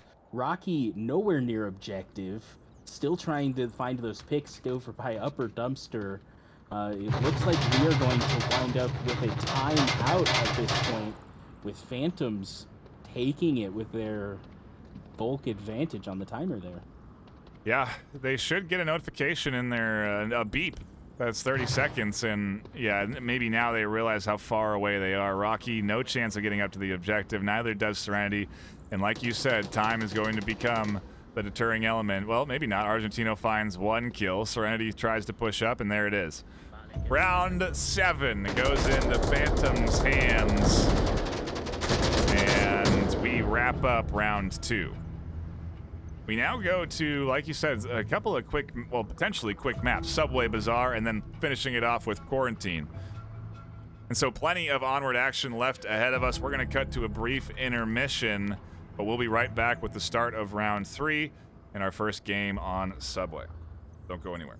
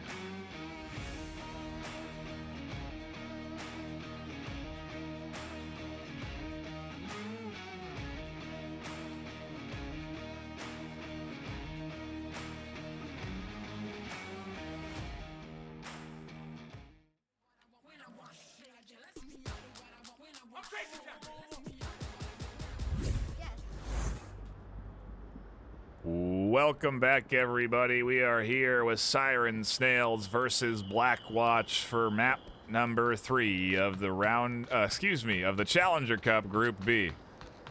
It has been a great action-packed day, and we are now into the back half. Well, I suppose the middle. Right smack dab in the middle, aren't we? Of Group B here, as we still have plenty of games ahead of us, but we have had some great ones so far, and I'm looking forward to seeing what Siren Snails can do up against Blackwatch this afternoon. We are into round 1 already, seeing some utility come up from blue onto Brandon's position here. Looks like he was flashed. They do have control of that. There is a C4, and it is able to pick out Cammy, but blue and Allegory managed to find safety before that goes off, so they will get the res off here. Bringing him back to a 5-4, if he can find the body. Looks like he's struggling. There we go. We got that up. An overall battle across one north. the map here, as now Hansen has pushed down from the north side. South Stairwell is still working their way down as the basement push is coming in. Siren Snails are trying to hit it from several different angles and really throw this Blackwatch defense off by applying pressure on so many different spaces. And the trouble is if you do that, sometimes you'll lose focus right down the middle. And that's what they're banking on, as Cash Crazy gets rid of Hansen on the north. That's one more distraction gone. OKM is flying up. They managed to find that quick refrag. Good callouts coming in from E. Hansen, end up allowing Blue to get that kill. And we're into a 4v3, excuse me, as Siren Snails are set up nicely if they have the utility to really go for a cap opportunity here. Another kill. Ooh. Yeah, Noto trying to rotate onto North Horseshoe does end up going down to Blue, who is going for the res on Hansen to bring us down to a 5-2. Does take some shots, I'm going up and however, around. able Man, to Hansen make got it cold. anyway. Hansen, come with me. That's too risky.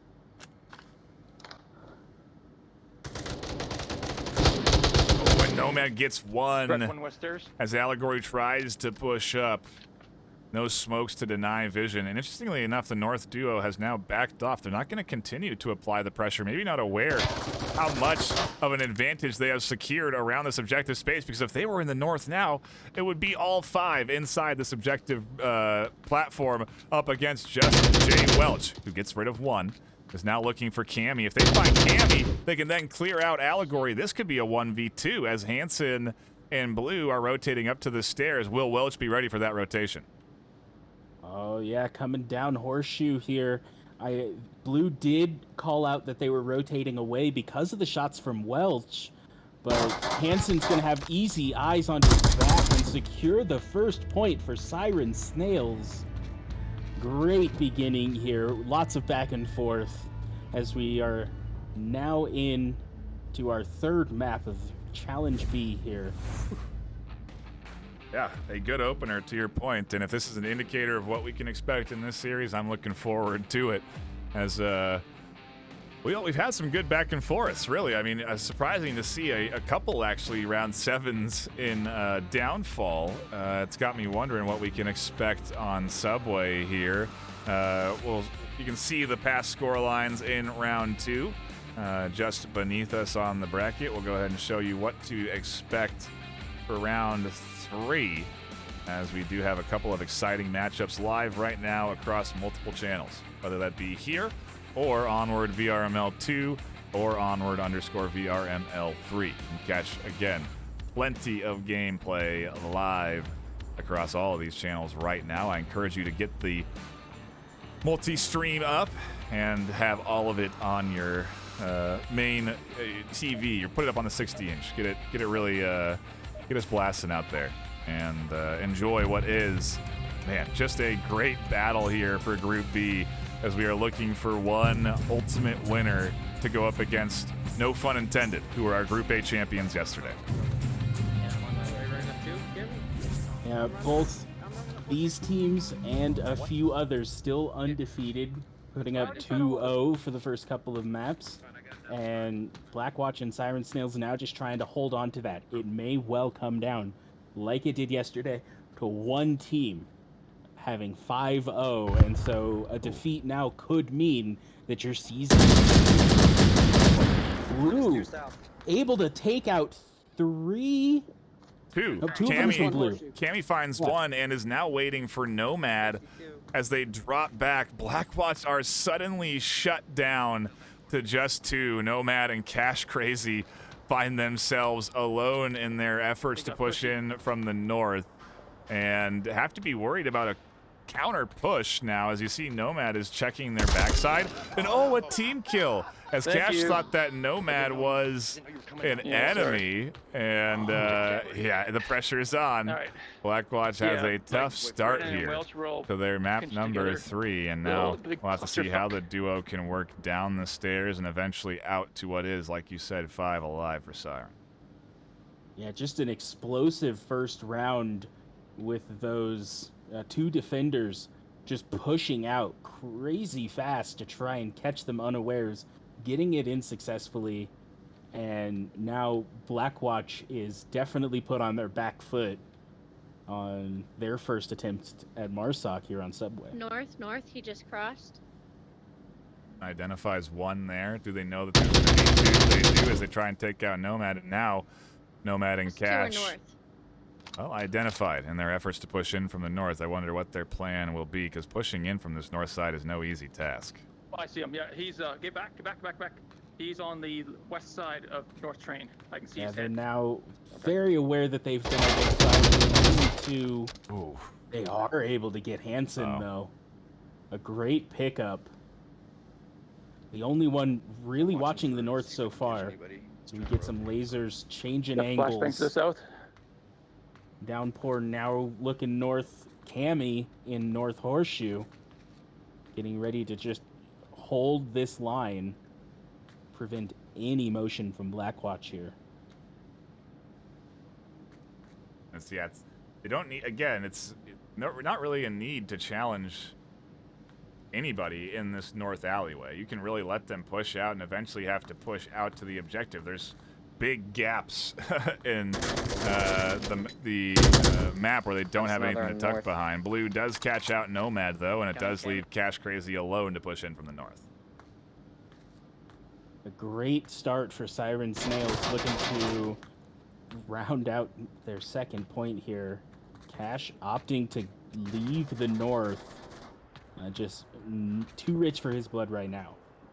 Yeah, you can see they checked the watch on their wrist to see how much time they have left, and with 3 minutes, this is certainly something that they can do. They can readjust. I feel like a basement push would be a nice idea, because they've tried essentially everything else and been shut down. Maybe a horseshoe at this point would be a good push if they go down through that catwalk up top. And there are options available, but I do wonder if actually they're being heard from the basement position as they do this rotation. I don't know if south actually might be a good approach too.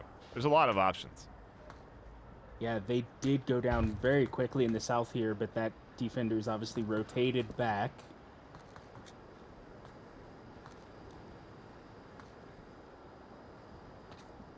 Just a minute lost on this rotation. Cash now ready to push in from the south. Lots of rotations coming in from Siren Snails as well, as they recognize that north is no longer going to be the challenged position here.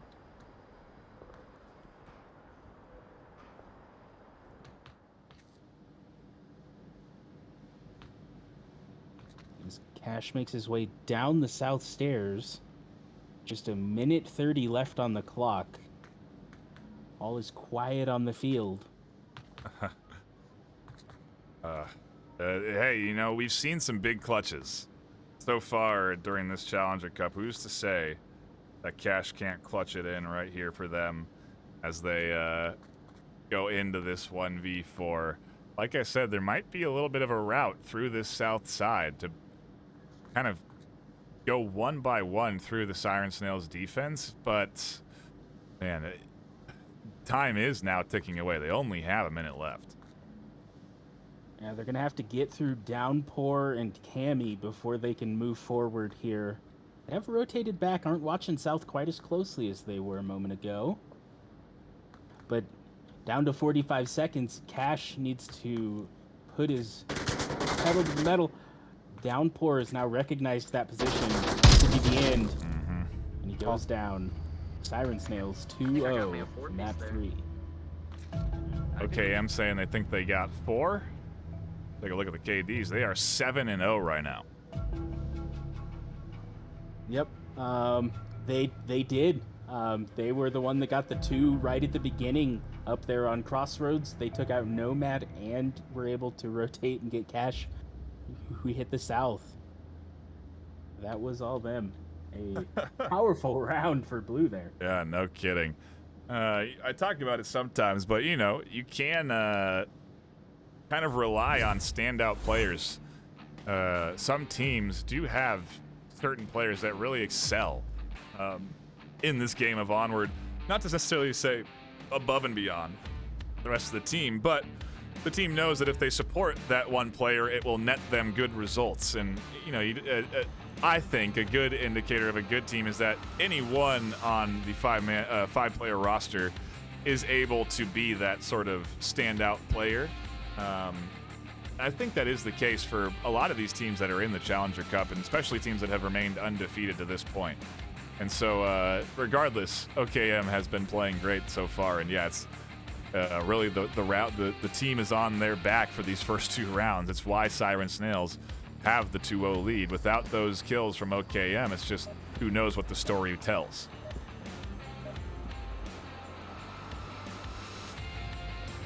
Absolutely. With that, we do head into round 3. New objective will now be at the Crossroads objective here. So Cammy, what I'm gonna do is I'm going to Blackwatch on defense. defense. I'm gonna see if I can get one in initially, really quick out here. Siren Snails just one tap away from ending the map. Blackwatch not gonna let it go easy though. Yeah, and this objective is tough to cap on, but they do have the quick spawn, so we are going to see some action pretty quick. Nades coming up over the top. Cash is flashed out, but they blind fire the corner and catch one. Blue takes some shots, but does get rid of them. And so it's a 1-for-1 trade. What's the pace of the Siren Snails offense is the question, as they now also look in down the sex shop alley to see if anyone's defending there. Nomad has C4 ready and waiting. Keep your eyes trained.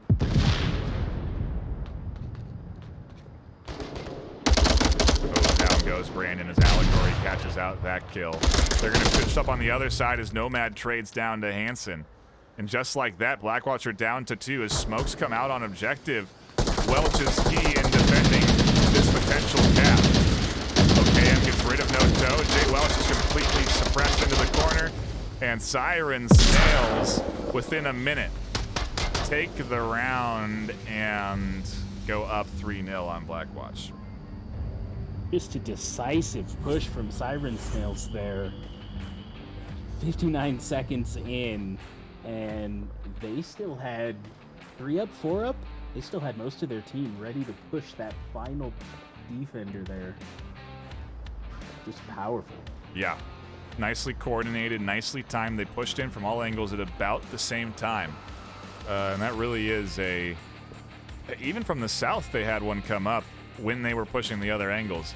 Really a good, solid job from that offense to stay coordinated and attack that objective in unison and stick to playing aggressive. Sometimes half of a team will have the aggressive plan in mind and then kind of get stalled by the defense. And if you don't continue to push with that aggression, then your other half of the team gets offset. Your timing gets thrown off, and it really does require an adjustment if you're going to adjust. Otherwise, committing to the plan can net results, and we do see a result get netted there from Siren Snails, as they now commandingly have a 3-0 lead on map 3. Blackwatch have to bounce back here if they want to remain undefeated and having a chance at taking Group B.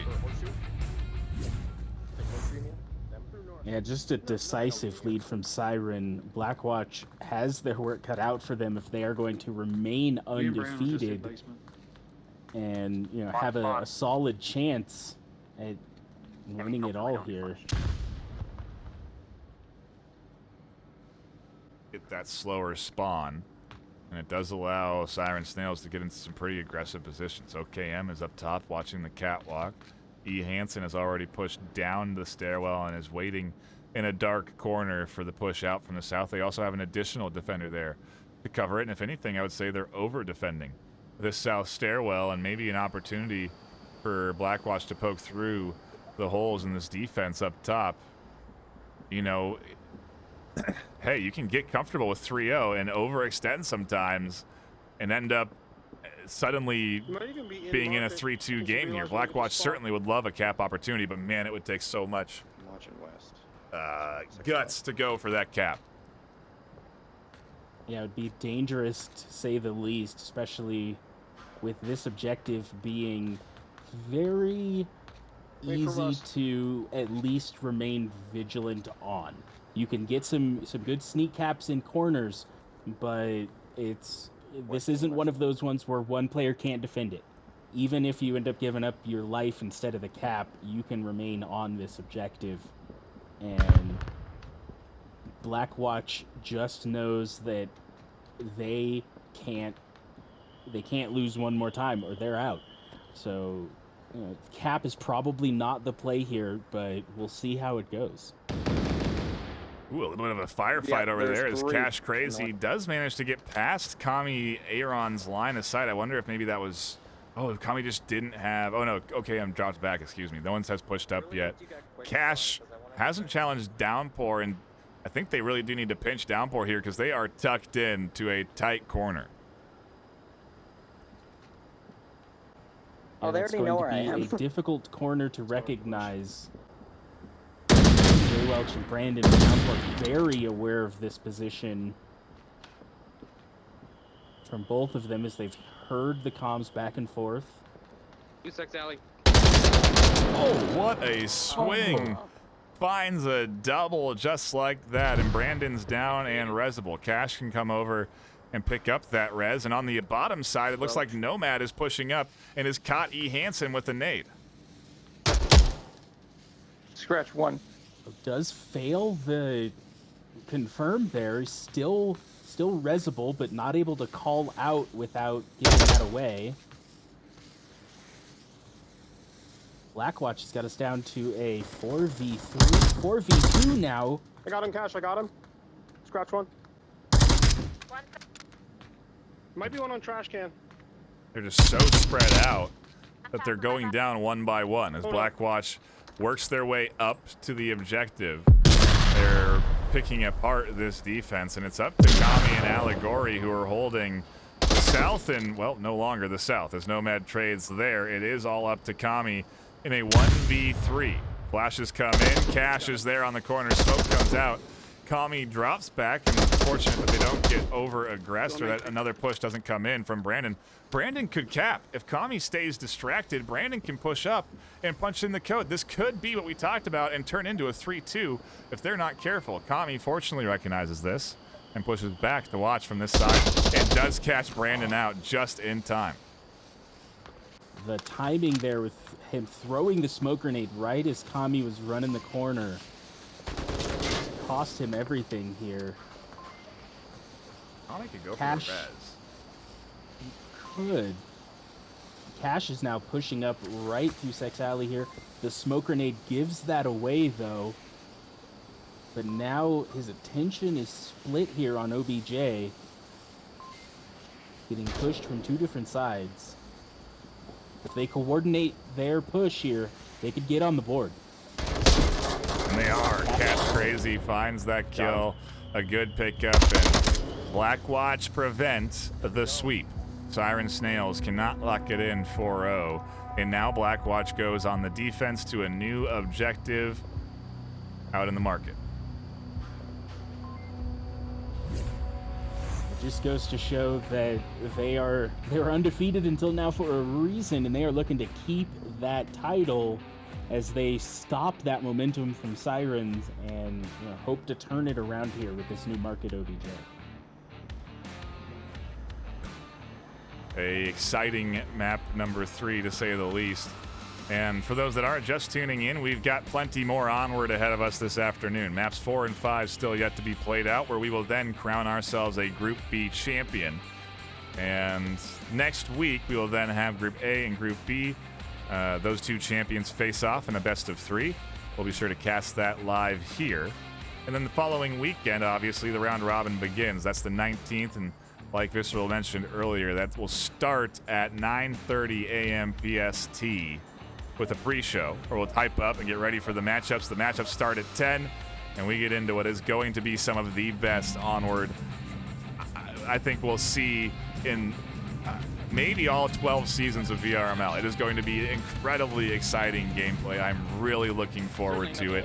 And a $10,000 cash and hardware prize pool certainly makes things even more exciting. Really adds to the pressure. And it's why some of these teams are feeling the pressure now, because they are close to getting a chance at playing in that round robin for a chance at that prize pool. We go back to the action on Subway as Siren Snails get aggressive on their rollout here in round number 5.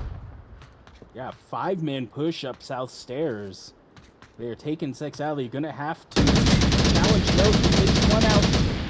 One more Misses Hansen, but knows there's another one there. Utility back and forth. What a great flash onto Hansen. Both of them are blind and neither can push the alleyway. Noto's gonna stay tucked into their corner, and Nade would get rid of him, but I don't think they have that available. So it's gonna be a matter of Hansen challenging the dark corner.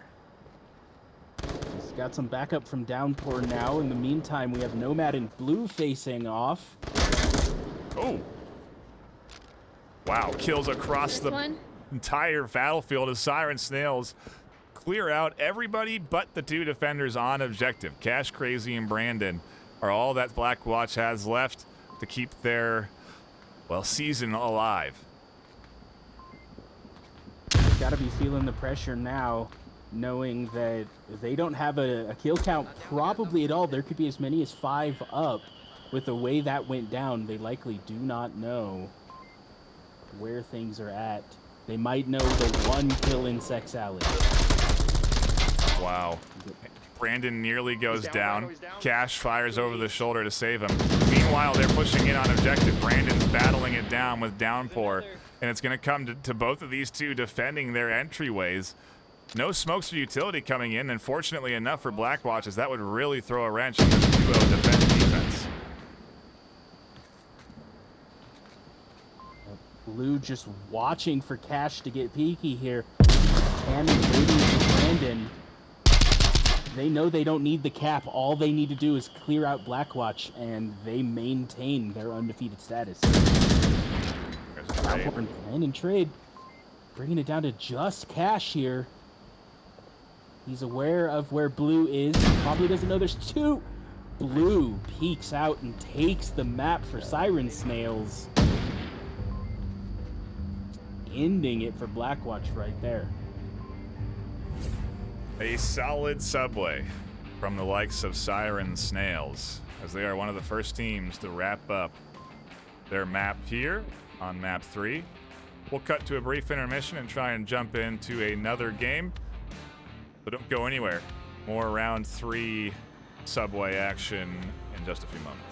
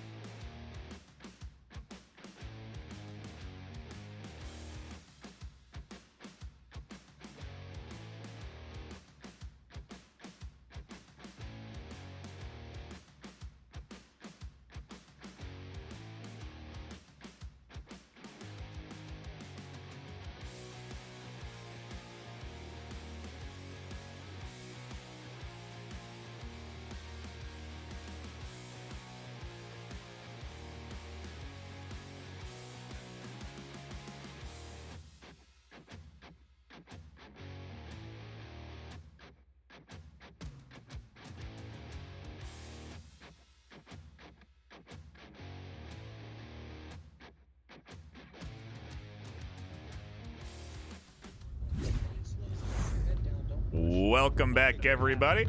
More Subway, more round 3. Pickles versus Insidious, more undefeated teams as they duke it out for a chance to get that Group B championship. And a North Stairwell objective as we get into what is round 5. I don't think there's anybody in caps. It is around 5, it is, and we do see some aggressive defense coming up here with Rambo and Hunter trying to hold this north alley, a critical position for this objective for sure. Yeah, K Hunter flew up there and tried to throw the flashes up to deter any potential aggressive swing. Rambo's there to hold that short angle, but interestingly enough, Pickles is actually playing this one pretty slow and patient. They're not applying that aggressive flying Marsoc push up the north. And it is ultimately drawing a little interest from Rambo as you do see them peek out to check, is anybody even home?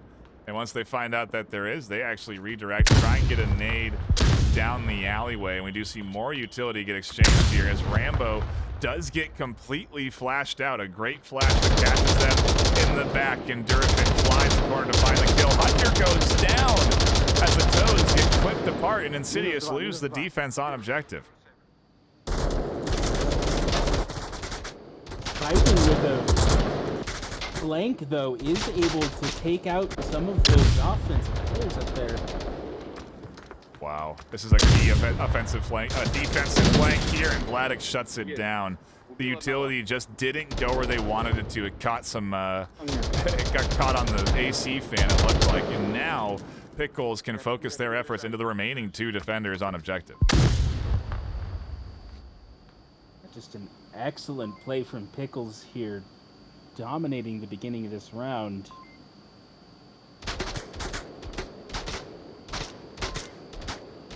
Fucking tracers,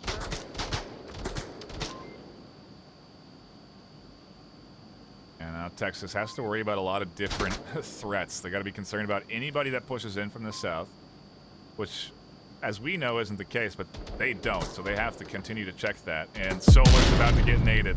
What a great toss. Right on top of Solar Bob. Plenty of bullets come down, and now Texas is alone in defending this. And, well, the odds of survival get very slim, especially if you do want to prevent a cap, which I'm surprised to see Texas isn't going for just yet. They could be capping right now. There is a flashlight right in their path that would help blind anybody capping there, but it's still true. They can still cap that, and Texas would not be able to see. With the fire that's coming in, it does kind of mention something for that, but they still shoot and got killed. Pickles bringing it up 3-2. And now letting Insidious try their hand at this North OBJ. Yeah, this North objective is certainly a tough one to defend. It is prone to such heavy aggression, you know, and you can really end up losing control of things quickly if you're not careful. And that happened very quickly for the likes of Insidious, where, gosh, that flank would have been so key. If that utility had gone where I think they wanted it to, that flank could have really changed things around for this Insidious defense. But hey, sometimes they don't work out, and then you're really stuck in a position that it's the risk of the flank, right? Absolutely. And I mean, they were able to pick one out, but when they went down, it just fell apart from there. And there was too many angles for those 2 defenders to watch. And it was a heavy north push, sending all 5 members of Pickles down that north alley, and it very successful for them.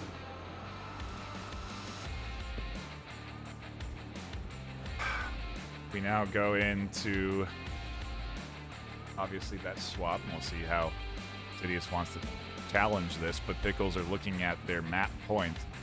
And it's kind of crazy to think Insidious could cap this, too. This is a very capable objective. And so this is, if anywhere, not really where a comfortable place for Pickles to be in right now, despite them just a round away from taking this map. There really is no security in having to defend this objective because it's such a crazy OBJ.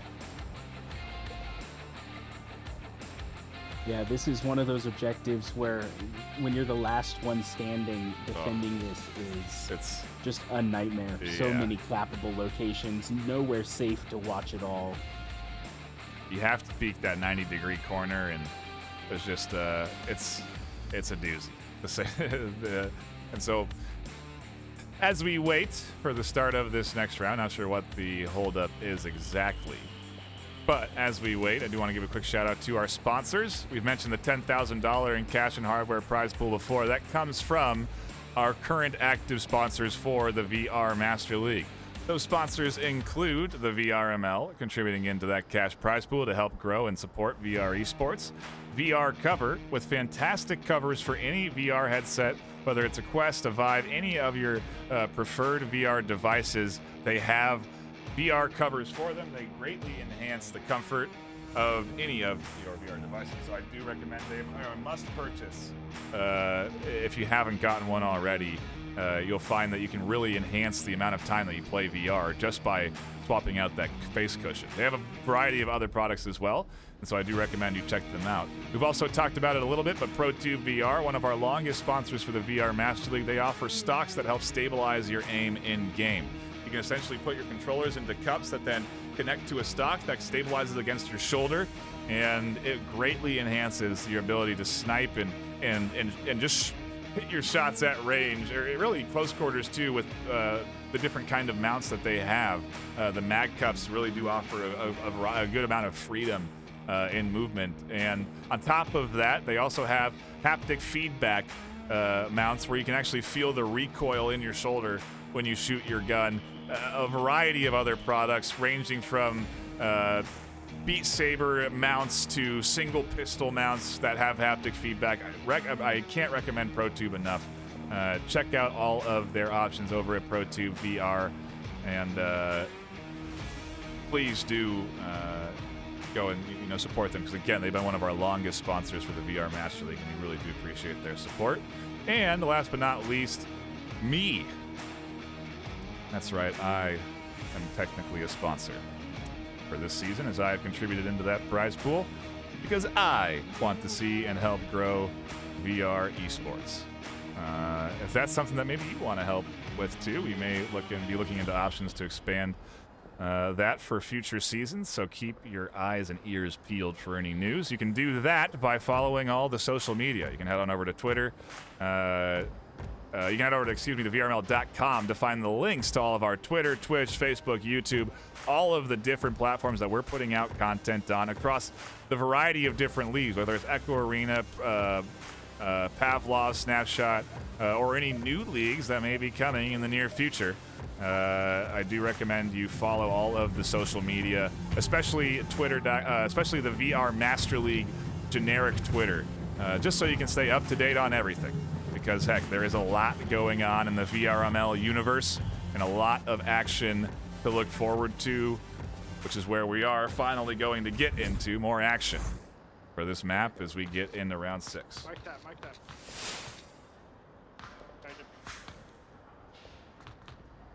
that. We are back with our North OBJ. We see a much different approach here from Insidious on how to attack this objective. We have no one rushing down North Alley just yet. Just one Rambo here in the market trying to look for any type of flank that might come out. In the meanwhile, everybody else is split up and is attacking from farther south.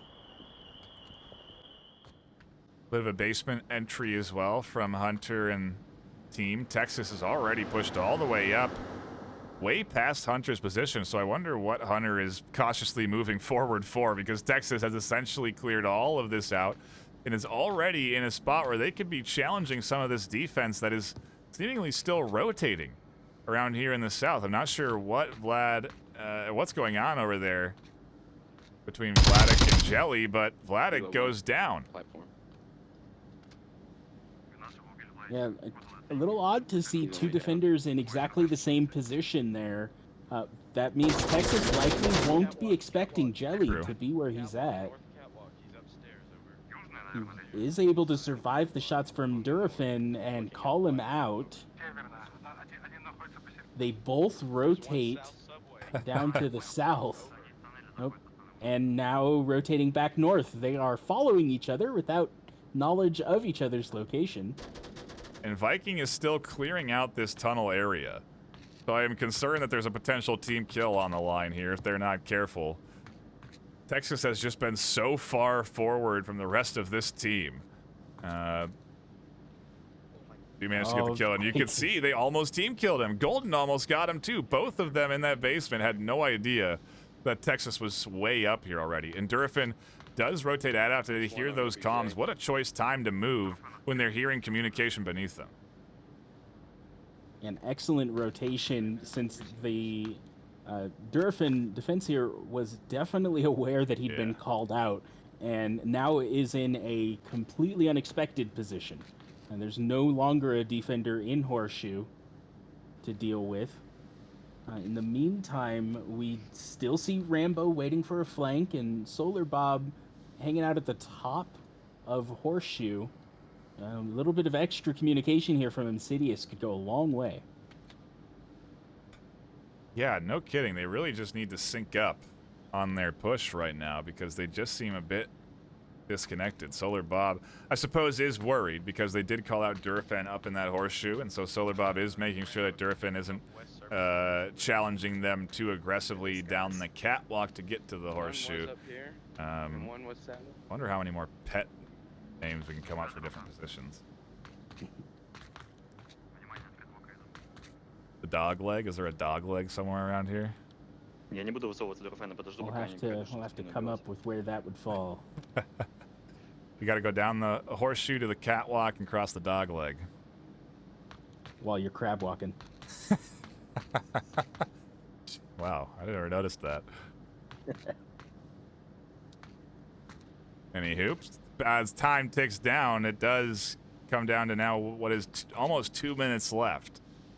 Usually, if teams push, it's around the 2-minute mark.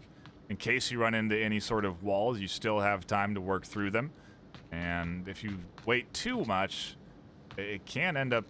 Oh, it's all down to strategy and execution. So we'll have to see what their timing looks like and how they end up pushing out, if they are coordinated and synced up.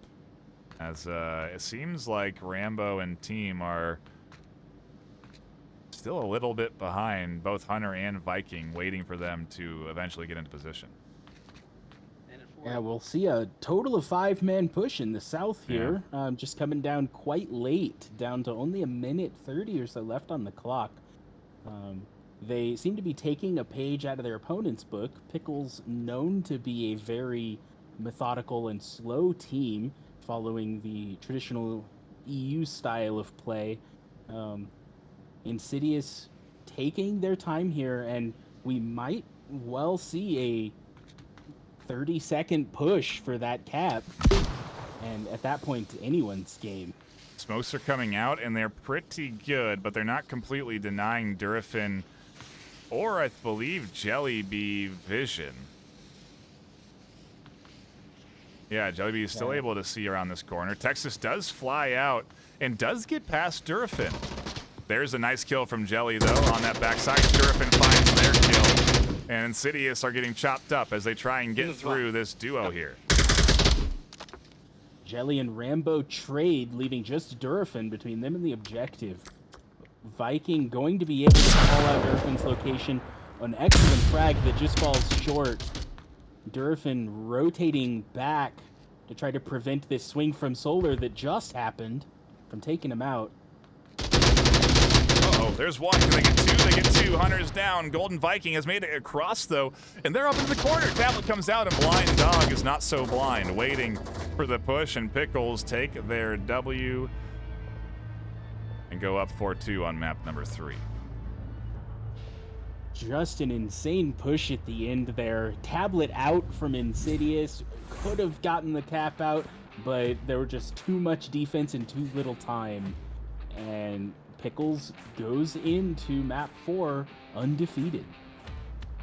Wow. This is going to be some exciting stuff. I really don't know what to expect. We have a ton of other games live, like I said, across our other channels, whether it's VRML 2 or 3. So I do recommend checking those out. But we are going to go to a brief break. I don't know what action is left to tune into for round 3, but believe it that we will be following the winning teams for rounds 4, and then finally that final battle for round 5 right here on this channel.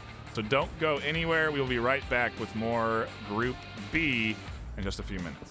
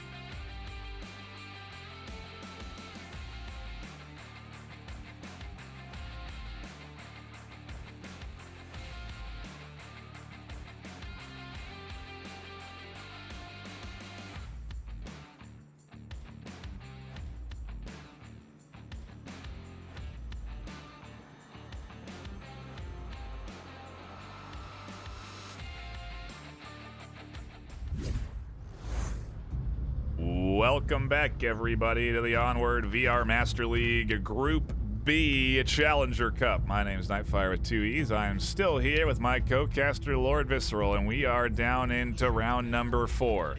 The final 4 undefeated teams are duking it out. One right here, Raptors and Insidious. The other one live on Onward_VRML 2.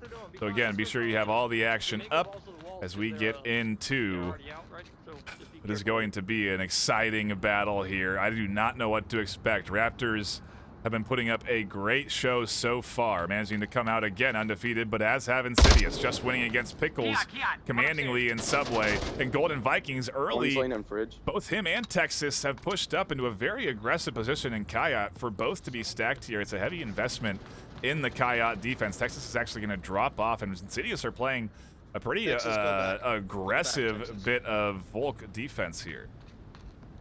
Yeah. Funnily enough, though, no one south of the objective so far. One down, Kiat, Echo 4. Soldier able to pick up Viking over in Kiat. And they have a clear line to cap right now. No one is watching the south. Yeah, you do have Texas with eyes on now. It does force the prone there from Tiger Strike, who does look for the angles onto Texas and almost finds them West Courtyard again. Underneath the red truck. I hit him once though. Looking under it, does find Tiger Strike under the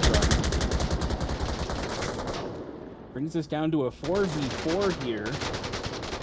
Soldiers rotates in with Marksman here. From the east, getting past Texas. No, OBJ. Texas going hunting for Soldiers, it looks like, though. Marksman gets Soldier, Soldiers gets Texas, and we're down to a 4v2 in Raptors' favor.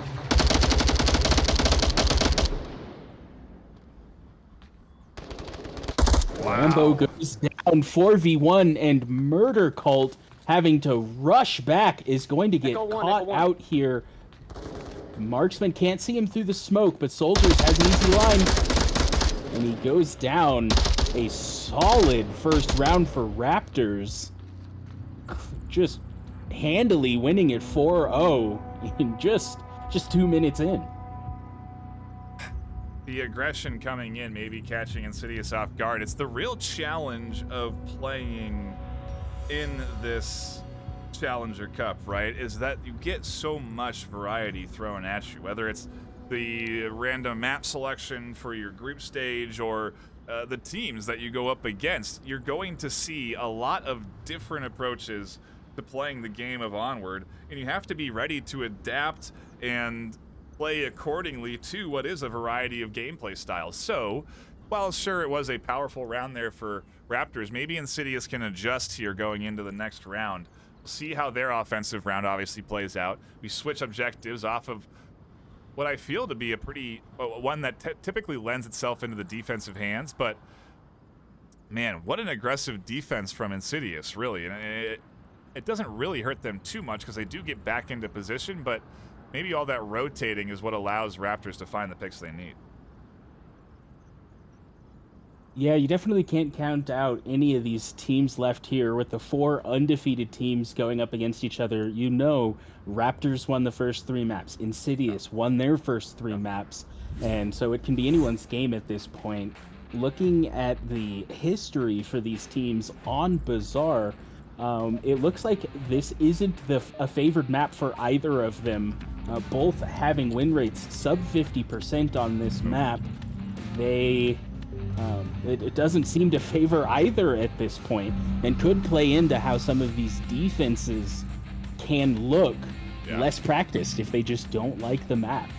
Yeah, we'll have to see. It's one of the things I kind of like about the Challenger Cup is you really got to be ready for everything. You have to practice all the maps. You got to really hone in your strategy as a team for everything. And if anything, it's good practice for then the round robin because you're going to be really battling it out there when it matters. And ooh, there's Rypick finding an early kill on the Murder Cult as they don't even allow the cross there from Insidious. Solar Bob hasn't pushed up far enough to be challenging anyone from the south, but that's a quick peek out from Raptors, and they dip right back in. a nice little, a similar defensive play to what we saw truly from Insidious, just a different way of playing it. They pushed out from that south side instead of pushing up to Kayat. Yeah, much different. Just a different approach. Yeah. From both teams here, and how this offense and defense combines together. You have Texas and Soldiers getting very, very close to each other, as Rambo as well. Oh, Soldiers misses it.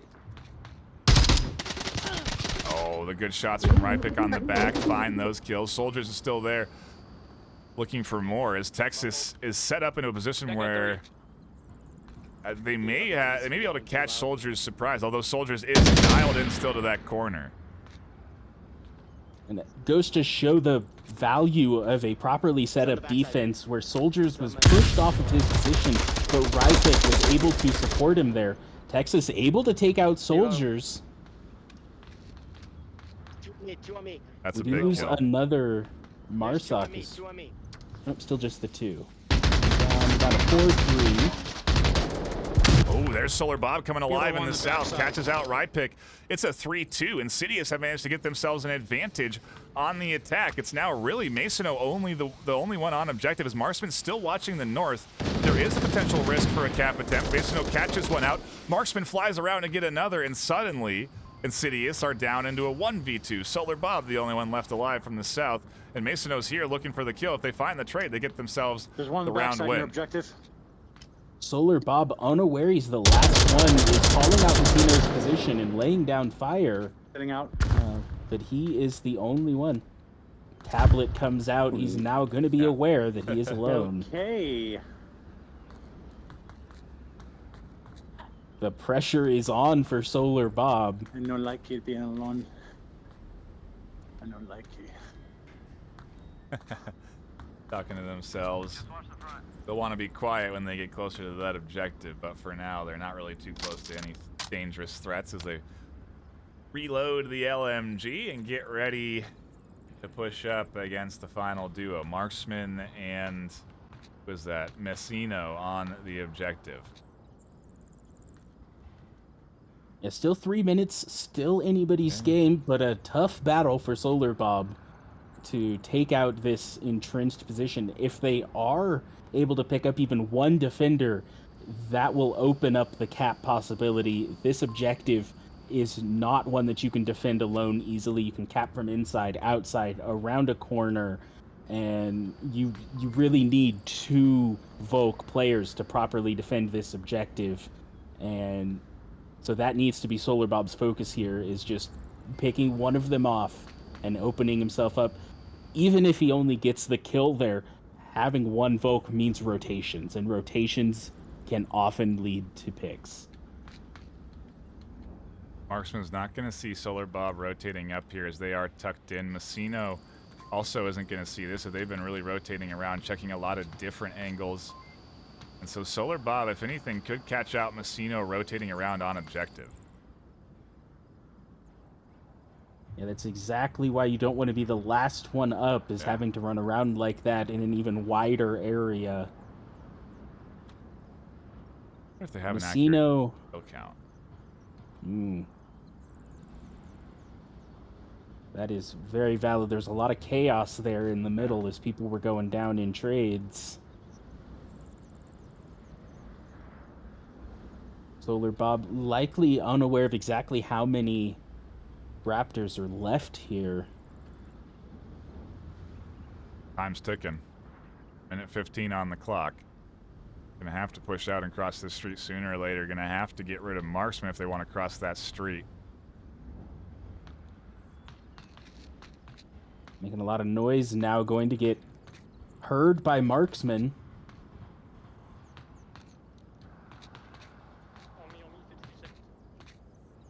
He calls out position and time here. Marksman well aware that Solar Bob is going to have to cross this line to get to the finish here. They are now dialed in.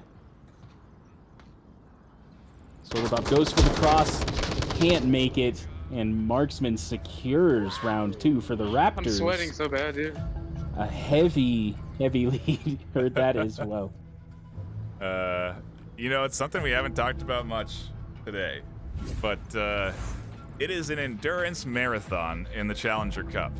For any team to be able to push their way up through any group stage in the Challenger Cup is incredibly impressive. There is 30 teams per each group stage playing it out at a chance to be the one final squad to go up into that round robin, and even then you get put up against you get put into the group of the #1 team in the VRML over the regular season ladder. So there's no easy W's there.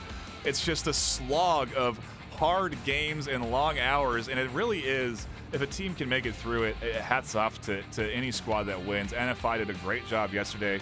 Raptors so far are on pace to work their way up for at least the Group B championship. They still have this game to win and another coming up in round 5, and that map will be Quarantine, so that'll be awesome. And either way, the former champions have certainly put up a good fight in this Challenger Cup, and it's no surprise, really, that they have the 2-0 lead now.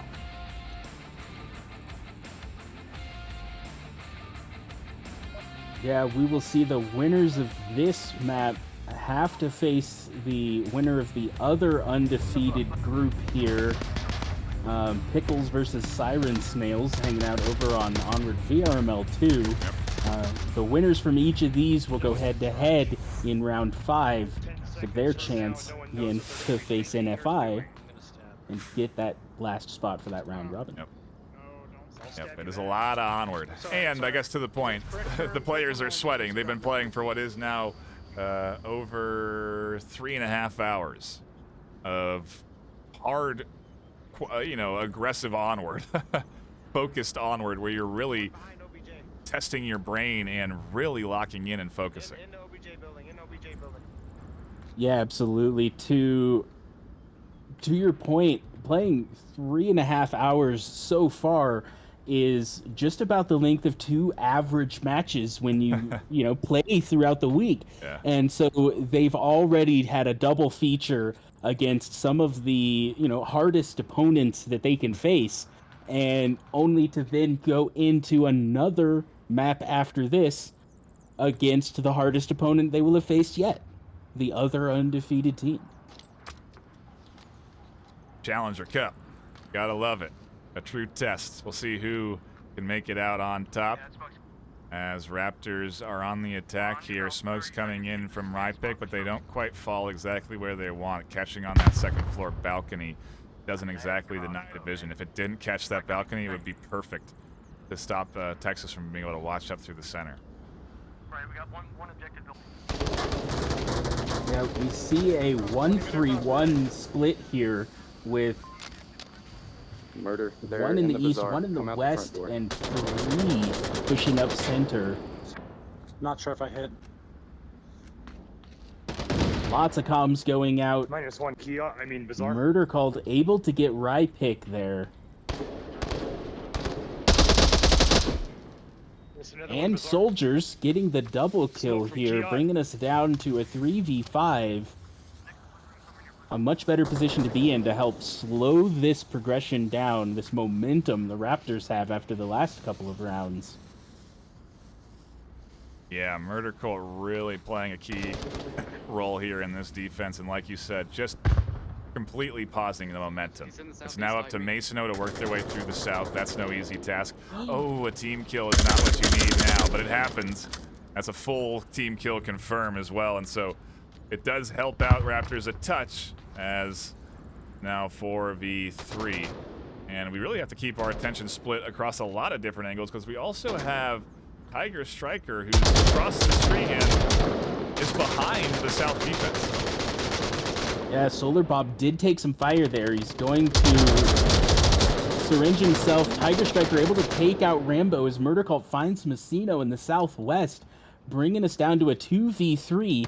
Tiger Striker and Solar Bob in a battle here. A great flash comes out, and an excellent smoke to support Marksman as well. Way over the building. Whoa. Texas does rotate out and find Tiger Striker, though.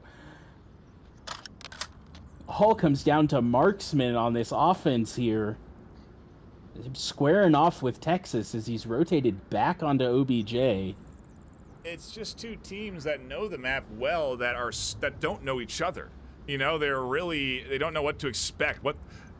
Especially in the Challenger Cup, with one map, one opportunity, are they going to play crazy? Are they going to go for something completely unique that we haven't seen? Are they going to play conservatively? Where is the defense going to set up? It's all so much unknown, and it's why you get chaos like we just saw there, where Raptors ultimately doing a great job to surround and pinch the defense from all sides. They just don't connect where they need to precisely, and it leaves Insidious with a 2-1 advantage. Marksman trying to work up across a street without, I think, any utility.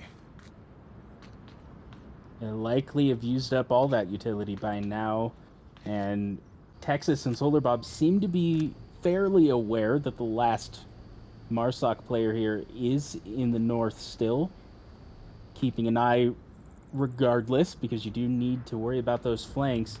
Marksman approaching Texas's line here. Texas rotates out to check the street. Another angle, though, goes down to Marksman, bringing us down to a 1v1.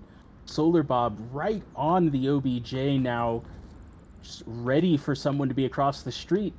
But Marksman is rotated all the way back to the south, all the way down to the south, to where Solar Bob had been covering before.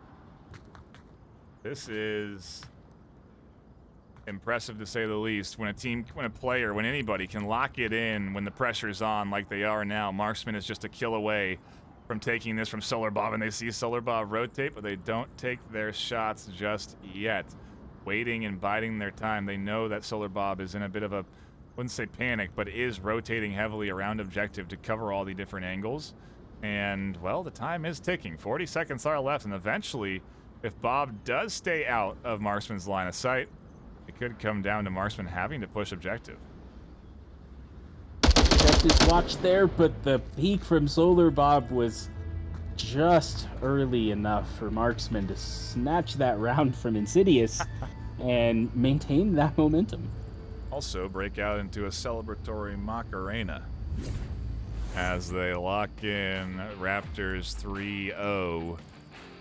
They now go on the defense, and Insidious have their backs against the wall, looking, down the barrel of your regular season ending.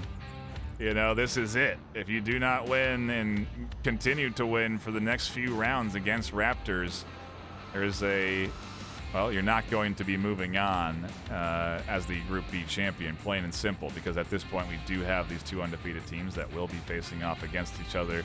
We just don't know who they are.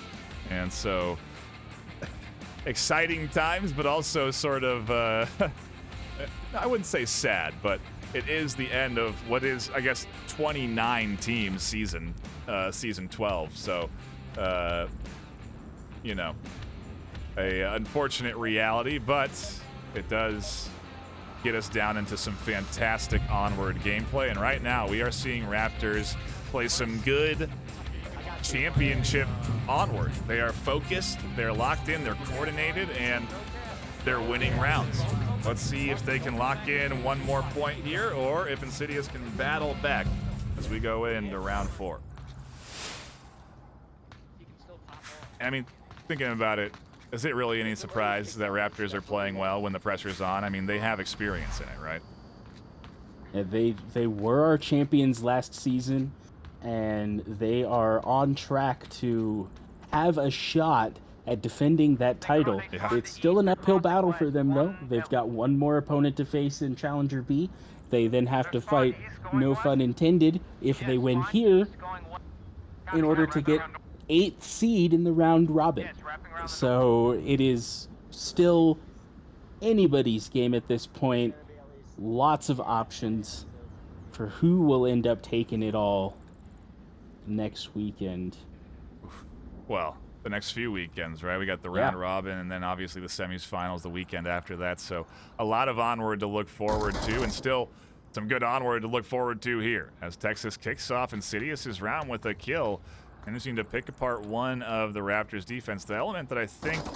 Oh, wow, another kill comes in as Rambo finds Massino just like that, Raptors are down to 3, and Marksman not really anywhere near objective. If they manage to get around into the south and push in from the south side, I feel like that's a relatively weak element for the Raptors defense. They obviously want to avoid caps, but for now, Marksman's position is, well, nicely put. They are ready to defend the cross from Rambo and Texas.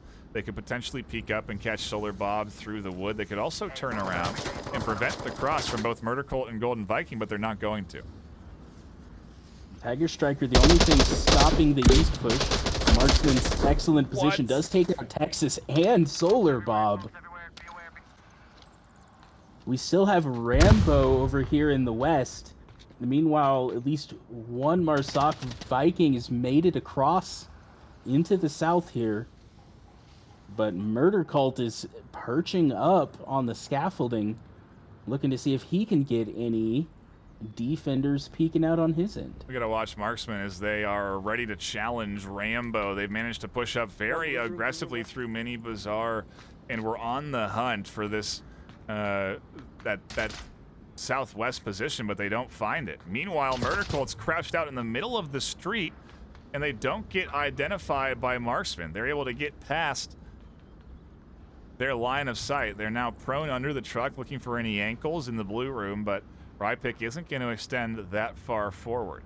Golden Viking taking a risky line to go down that side. There's so many potential threats. Tiger Strike goes down. Murder Cult finds one. Rypick is alone near objective, and they trade down. We're into a 1v2. Make it a 1v1 as Marksman finds the kill. Vikings looking for the final one. Can they get it? They do. Insidious hangs in there for another round. Oh, but boiled down to quite a spicy 1v1 at the end there, and it was almost a trade. They saw each other, Viking able to take that shot. Oh, just slowing down that momentum from Raptors and showing that they haven't given up yet. They still want that W. I love to see it because this is what you expect out of teams that make it now into this round 4 and 5 stage undefeated. They're not going to give up. They are going to battle every round. There's not going to be an easy W here, and Insidious are not giving up right now. They get to go on the defense for our next objective, and it is the Tank East objective. And what are your thoughts on this, Visceral? I find it to be somewhat easy to defend. Very rarely does the Marsoc manage to take it. It's certainly an interesting one. It's one of the newer objectives that we've seen added in recent seasons, and a lot of teams had some time to adjust to that new objective now, and I'm curious to see how Insidious decides to defend this, whether they are able to make up for the Volk rounds that they have not been able to hold so far with this newer, maybe a little easier to defend objective. Rambo with the pre-fire taking out a teammate. Not how you want to start this while you're down. Definitely not ideal as Raptors, well, they don't know the situation they're in, but they are playing this one aggressive. This is a quick play coming in. Smokes are out. Rypick could push out a blue room. Maybe they're just trying to draw fire and distract because there isn't quite anybody that can challenge that objective just yet.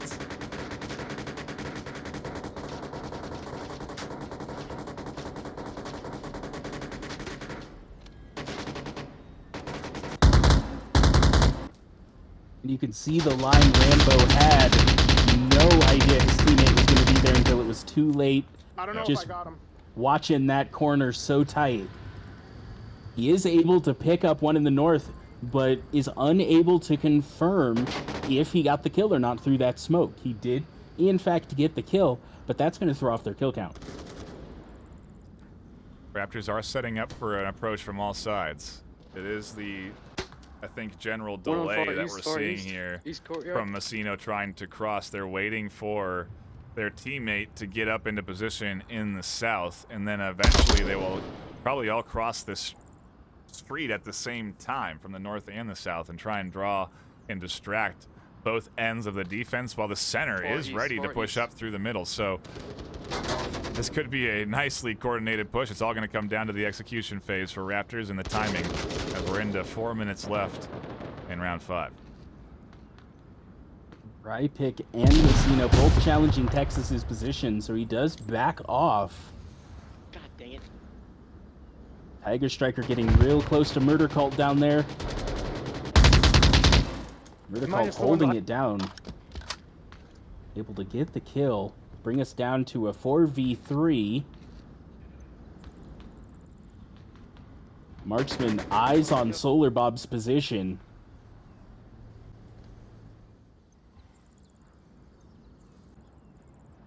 Just waiting for any elbow to pop around that corner.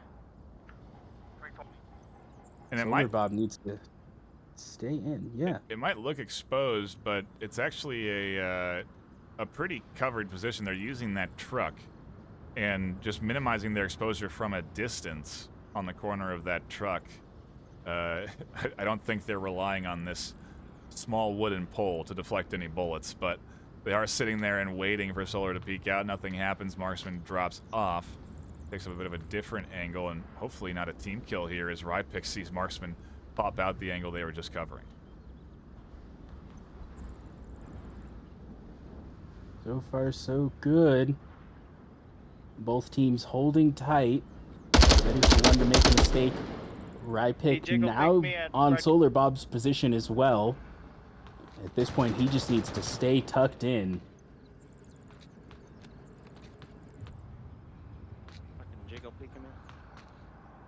Messino getting real close to Texas's line here in the north.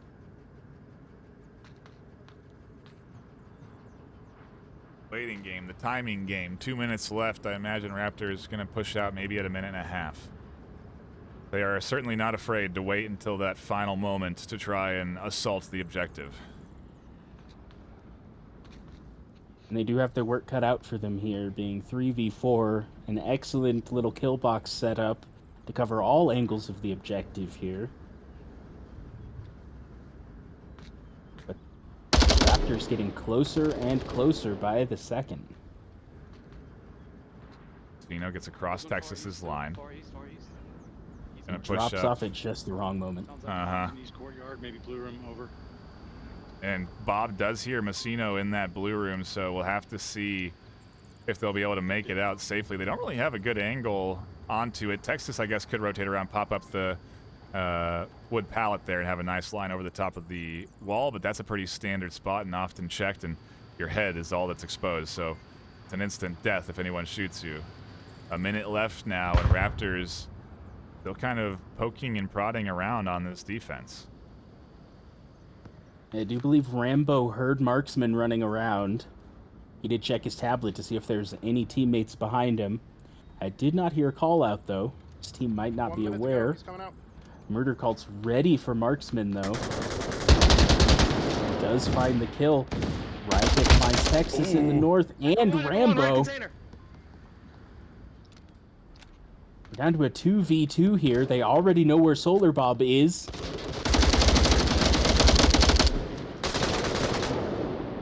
Now we're down to Murder Cult left in the south. It's the only defender left. Raptors could kill or cap here for the win. 20 seconds left, however. The callout's cap. Messino is pushing over to objective. He's in position. He's got tablet. Yep. This Have is all the gonna be time. It could have been a cap, but Messino chose to get the win regardless. 10 seconds left. Rypick probably could have done it, but at this point, they're not going for MMR. It doesn't matter what the split is. They got the win, and they move on. They move on, and we'll be taking the champions of the matchup that's over live on Onward VRML 2. We are going to cut to a break, and we'll come back for round number 5. Actually, we might jump into one more game and then take a break, so do stay tuned. We're going to cut to a brief intermission, and we'll come back for more VRML Challenger Cup Group B.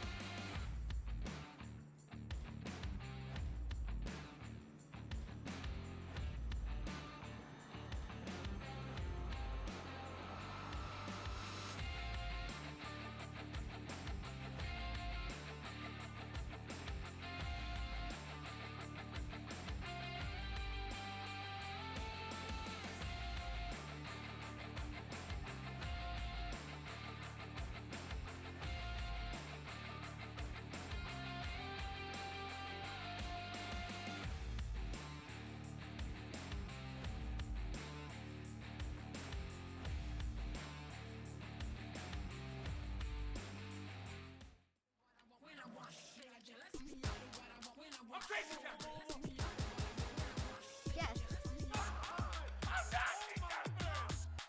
Easy going right there. Look in here.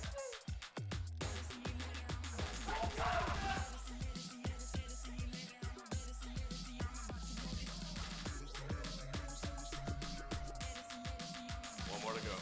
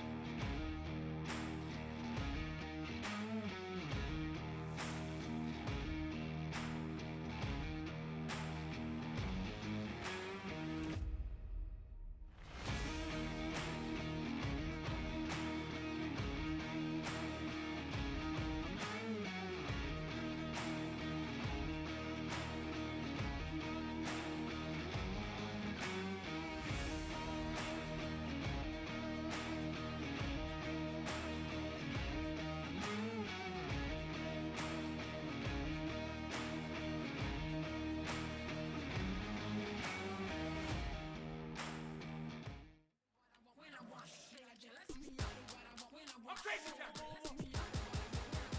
Yes. I'm not, Captain. Easy going right there. Look in here.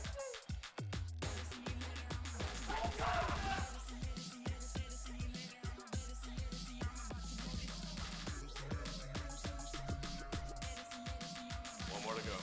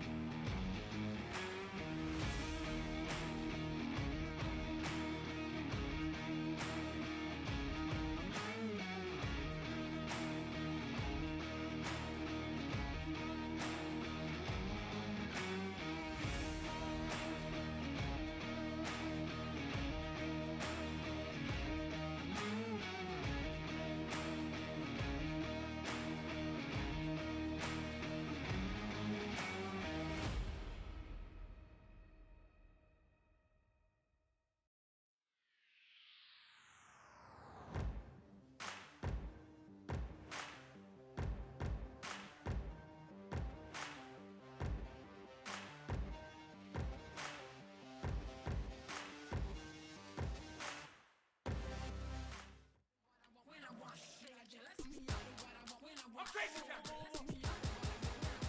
Yes. I'm knocking that man. Easy going right there. Look at him.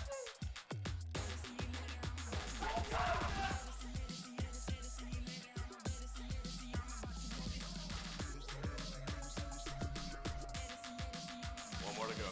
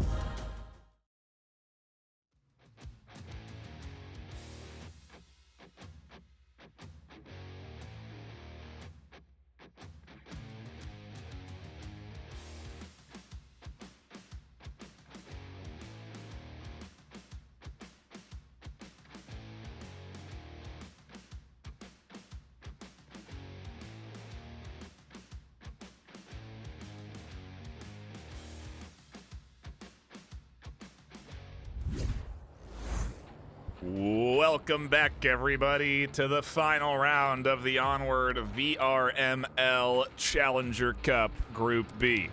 It all comes down to this: Raptors versus Siren Snails. My name is Ben NightFiree with 2 E's. My co-caster has been Lord Visceral, and we are here to deliver you what is going to be a great finale to this group stage.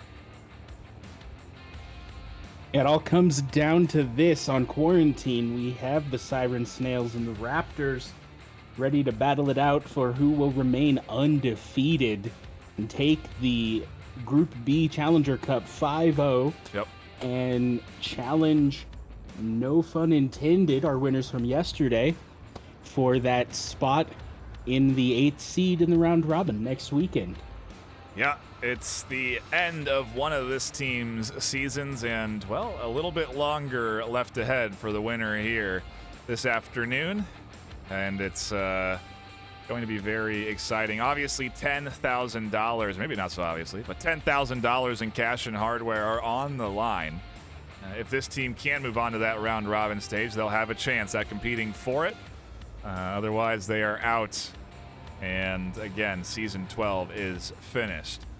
A lot of pressure, to say the least, and it's been a long day as we come around on the 4-hour 15 mark of competing in this Challenger Cup. These two teams are now going to duke it out and put everything they have left into one more map. As we get into it, round number 1 is going to kick off with Siren Snails on the attack and Raptors on the defense.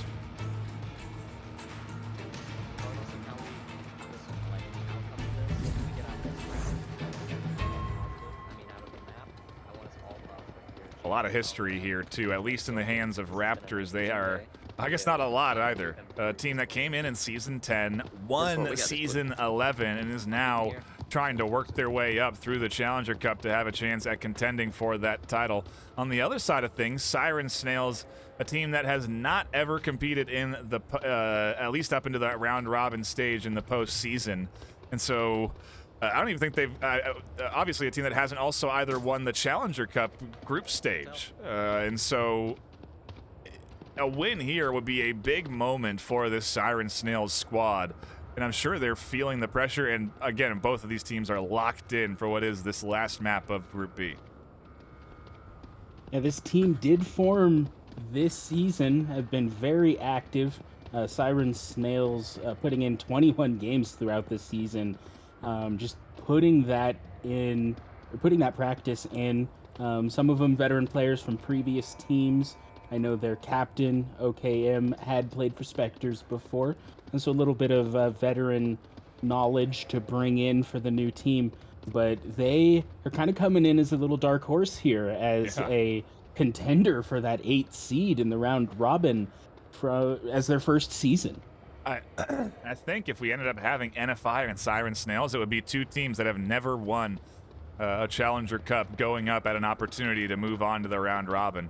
You talk about dark horses and unexpected outcomes in the Season 12's postseason. That certainly would be one of them, but it's too early to tell what's going to happen. We're still in the setup phase for Siren Snails on this attack. This objective in particular really does allow for the defense to patiently wait for the offense to come to them. They don't have to extend far forward at all. And if anything, they do have some aggressive positioning with Tiger Strike pushed up far forward and our soldier underground ready to pop up from that hole in the wall, or hole in the ground.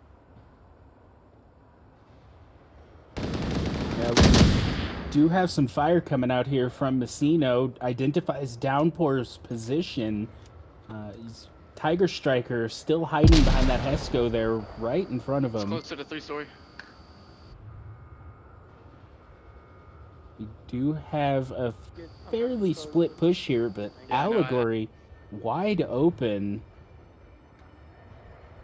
If Rypick were to look a little farther to the left, now he's gotten behind that container there. So far, so good. One is bank truck. Blue likely checking these windows to see if they can identify any sort of lump that's not supposed to be there along the straight corner edges of the window, and OKM does get past the shots of Rypick. They don't manage to catch the kill, and Blue hits prone. And so I wonder if they actually think they got the kill because of Blue going prone like that. Blue could potentially peek the corner of that rock if Rypick's not careful, because they are dialed in on Nakami's position now, and they are actually going to drop off of their window. They no longer feel safe holding. In addition, Allegory is pushing forward. Yeah, still 5v5. Lots of fire exchanged here and there, but so far nobody's gone down.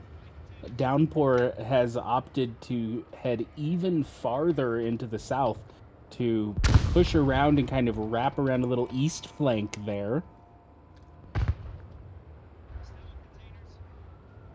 Meanwhile, being joined by Hansen.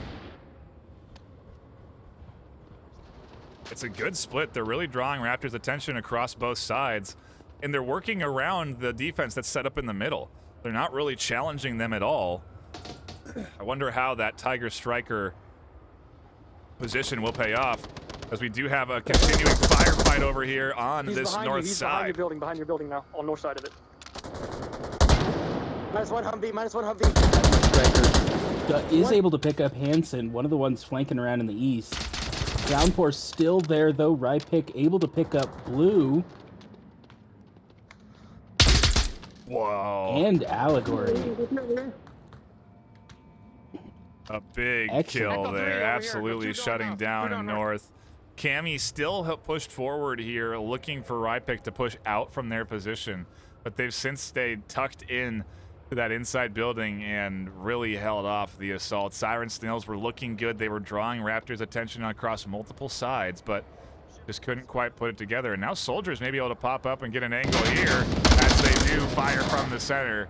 Cammy goes down. Finally a kill as Downpour connects with one, but it is a little late as they're now alone in a 1v4. Yeah, their position now known to the whole of Raptors. And likely with the kills having been not trades and safe confirms, they likely know that Downpour is the last one. And Marksman trading with Downpour is able to secure that round. And we get first point on the board to Raptors. A solid hold, but again, an objective that I think favors the Volk side more than anything. Quarantine has a few objectives like that, but it also has a couple that are pretty dang tough to defend. Either way, a good hold from Raptors as they were getting assaulted from multiple sides.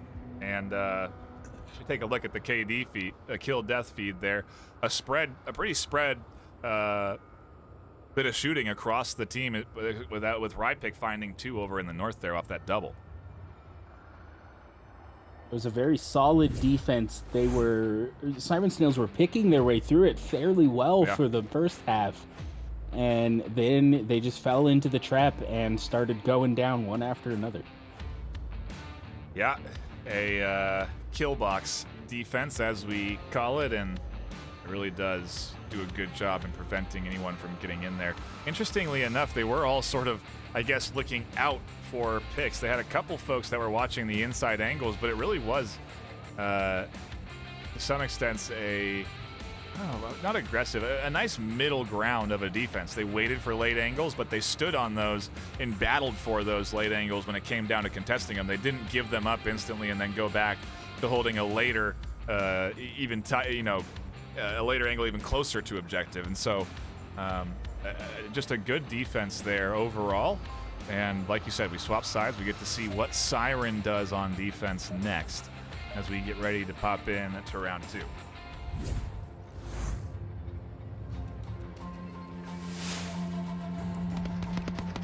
It'll be interesting to see how Raptors approach this objective and how that compares to the defense that they just put in. They were pretty good spread on the defense, not particularly focusing north or south. It'll be interesting to see if they do a similar split for their offense. Marksman trying to catch the one crossing to the southeast, not able to connect. So Hansen is able to make it to that southeast tower. A nice cross, a risky one, but yeah, go ahead. Oh, just very meta position, and you're absolutely right. That cross is risky for exactly that reason. If Marksman had made that shot, they would have been down 1 in the first 10 seconds of the round.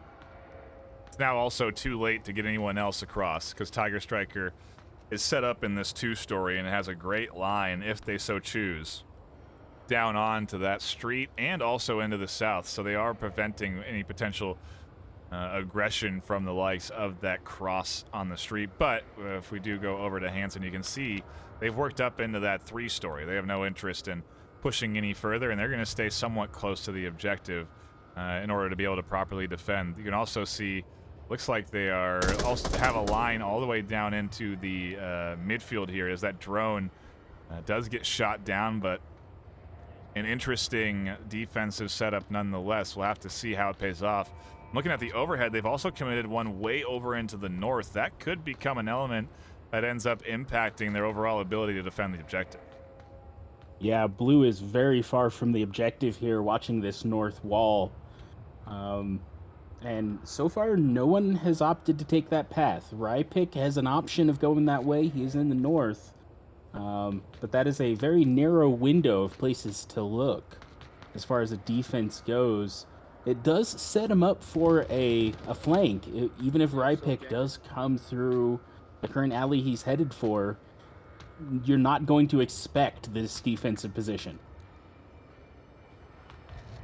Soldiers gets past Hansen's line of sight and will be potentially pushing down into this hole soon enough. Downpour has tucked in to an aggressive position in the dark corner.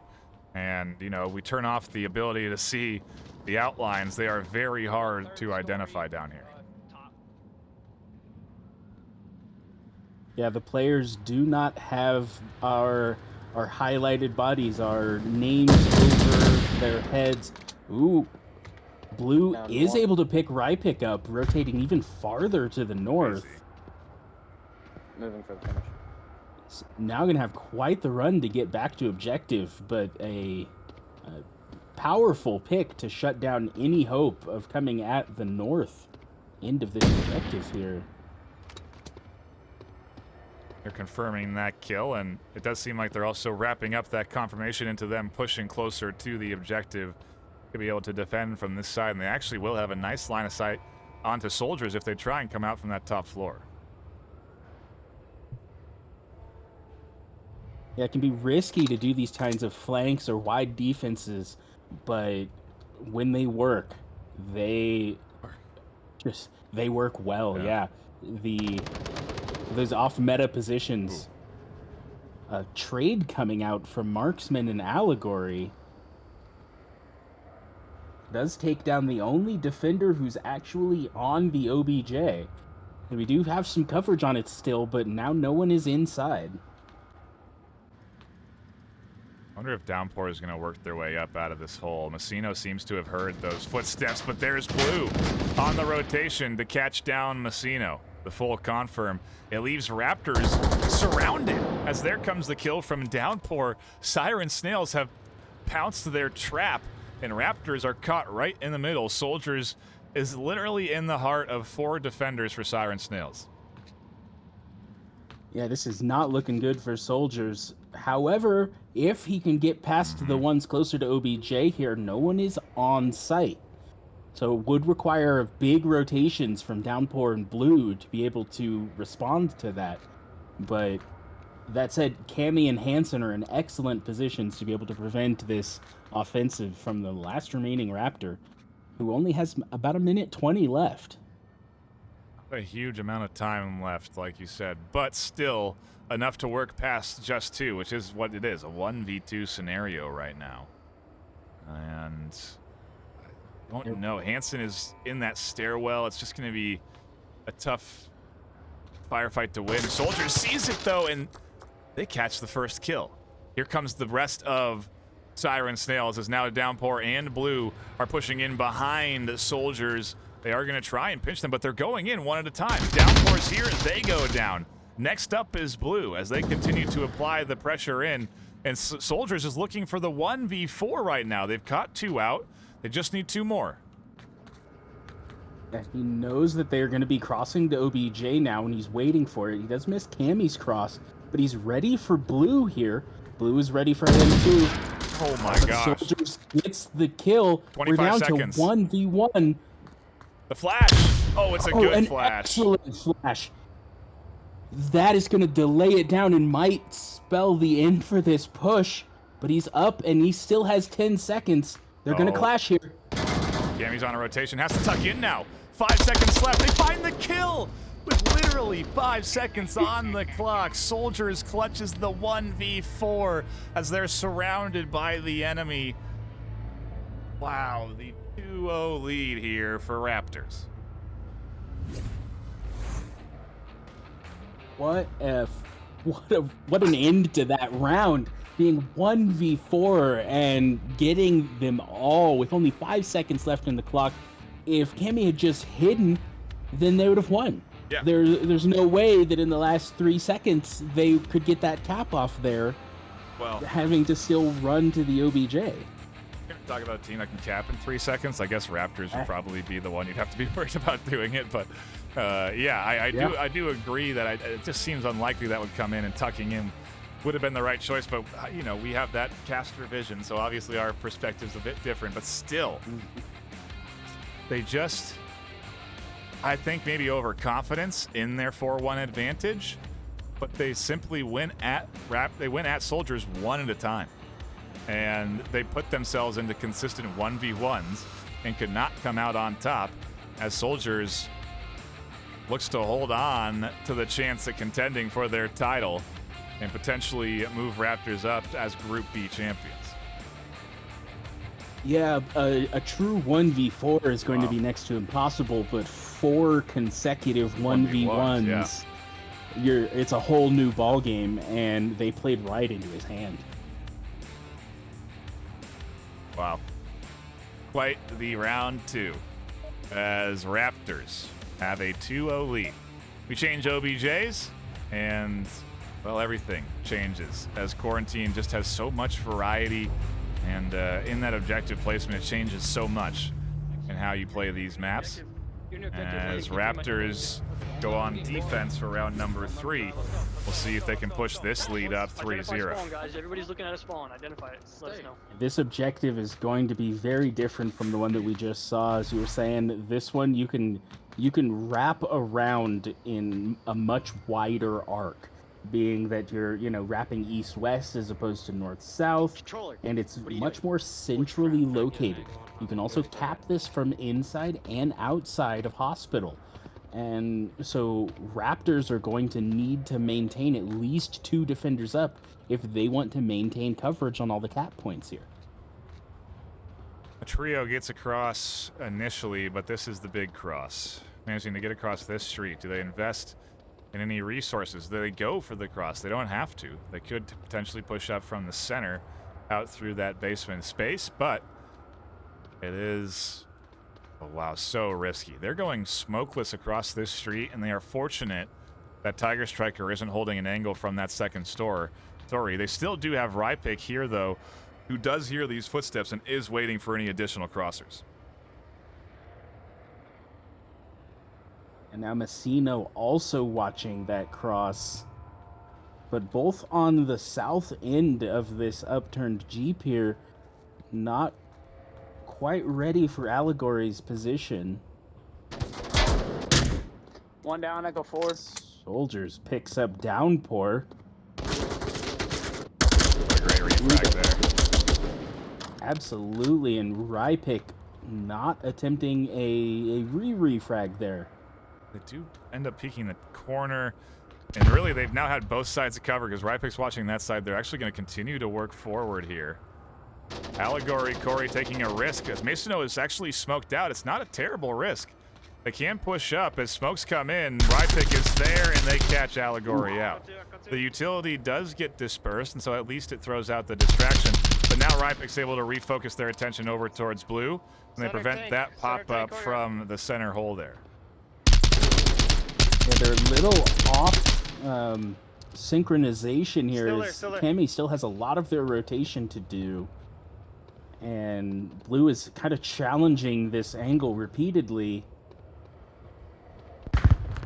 Get a flash coming up from Marksman, not going to connect with anybody. We're going to see some action with Tiger Striker here. And Cammy. Just missing the shots there on that rotation from Tiger Striker. Yeah, but now Still both middle, the center, remaining tank warrior, Siren still middle, Snails center, tank have warrior, been underground. called out.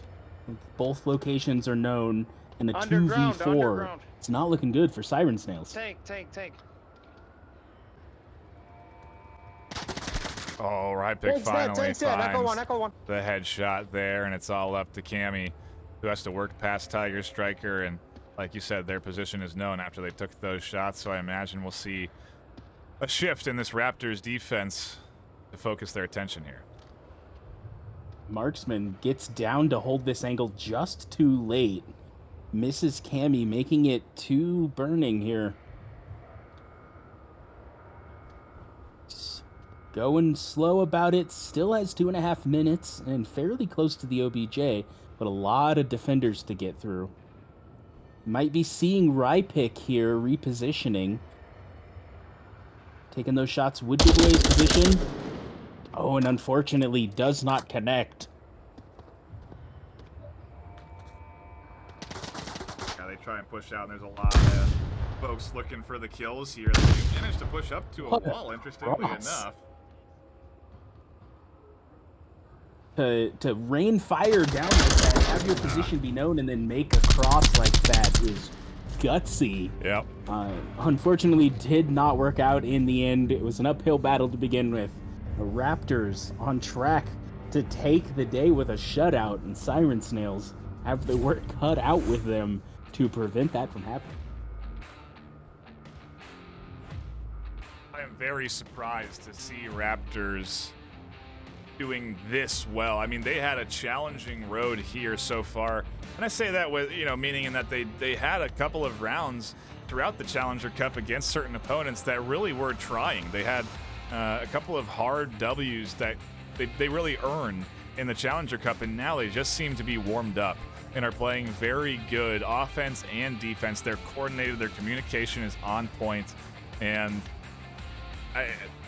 it's, again, not surprising to see. When the pressure is on, this team certainly plays well. They played well enough to win Season 11, and they're tapping into the experience that they've gotten from playing in that postseason and understanding, what kind of level of gameplay it takes to win. And they are really on showcase here this afternoon, but it's not quite done yet. Like I said before, any one of these teams that's made it this far in this Challenger Cup is capable of battling and capable of fighting back from a 3-0. And I don't think Siren Snails are going to let themselves go without at least getting a point on the board here as we go on to their defensive round for round number 4 on the final map. And we may be seeing a bit of the disparity in experience here. Raptors went undefeated in Season 11 on Quarantine. And while their Season 12 on Quarantine hasn't been 100% successful, it's still a strong map for them. Siren Snails have only lost on Quarantine once before, having played it 6 times already. Their record's as good as well, but it's hard to beat an undefeated Season 11 champion here. Raptors definitely showing their mastery of this map so far. But Siren Snails are not out of the game yet. They're not, and they're still not afraid to get aggressive. As OK and Blue's pushing up here. Tiger Striker's going to hear the cross and catches the rotation in the corner. Raptors find one early, sets them up 5-4, and they kick things off exactly how they need to on their Marsoc push. Yep, got him on the backside of plane. And they are spread out wide all the way across the map, east to west, and just making their way through this. But Cammy is able to pick up soldiers, trying to move through the plane there. You get some lines onto that position, trying to find that defender. And get the refrag there. Nothing successfully seen so far. We're down to 4-4. Little information there for Siren Snails. They know there's one over on that far west side because they heard that LMG shot, or maybe they didn't, but if they did, they know there's one over on that west side. They're still, however, unsure of the rest of this offense and where they could be coming in from. Downpour in particular has to hold this cross on the east side, and Rypic, I'm sure, will eventually be working their way up. But an interesting note is that Raptors are completely changing the pace that they've set in previous rounds. They are really slowing things up here and being patient on their final attack.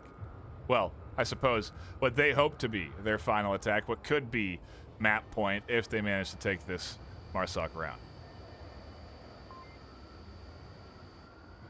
Yeah, it's interesting. There's absolutely no grouping from Raptors here.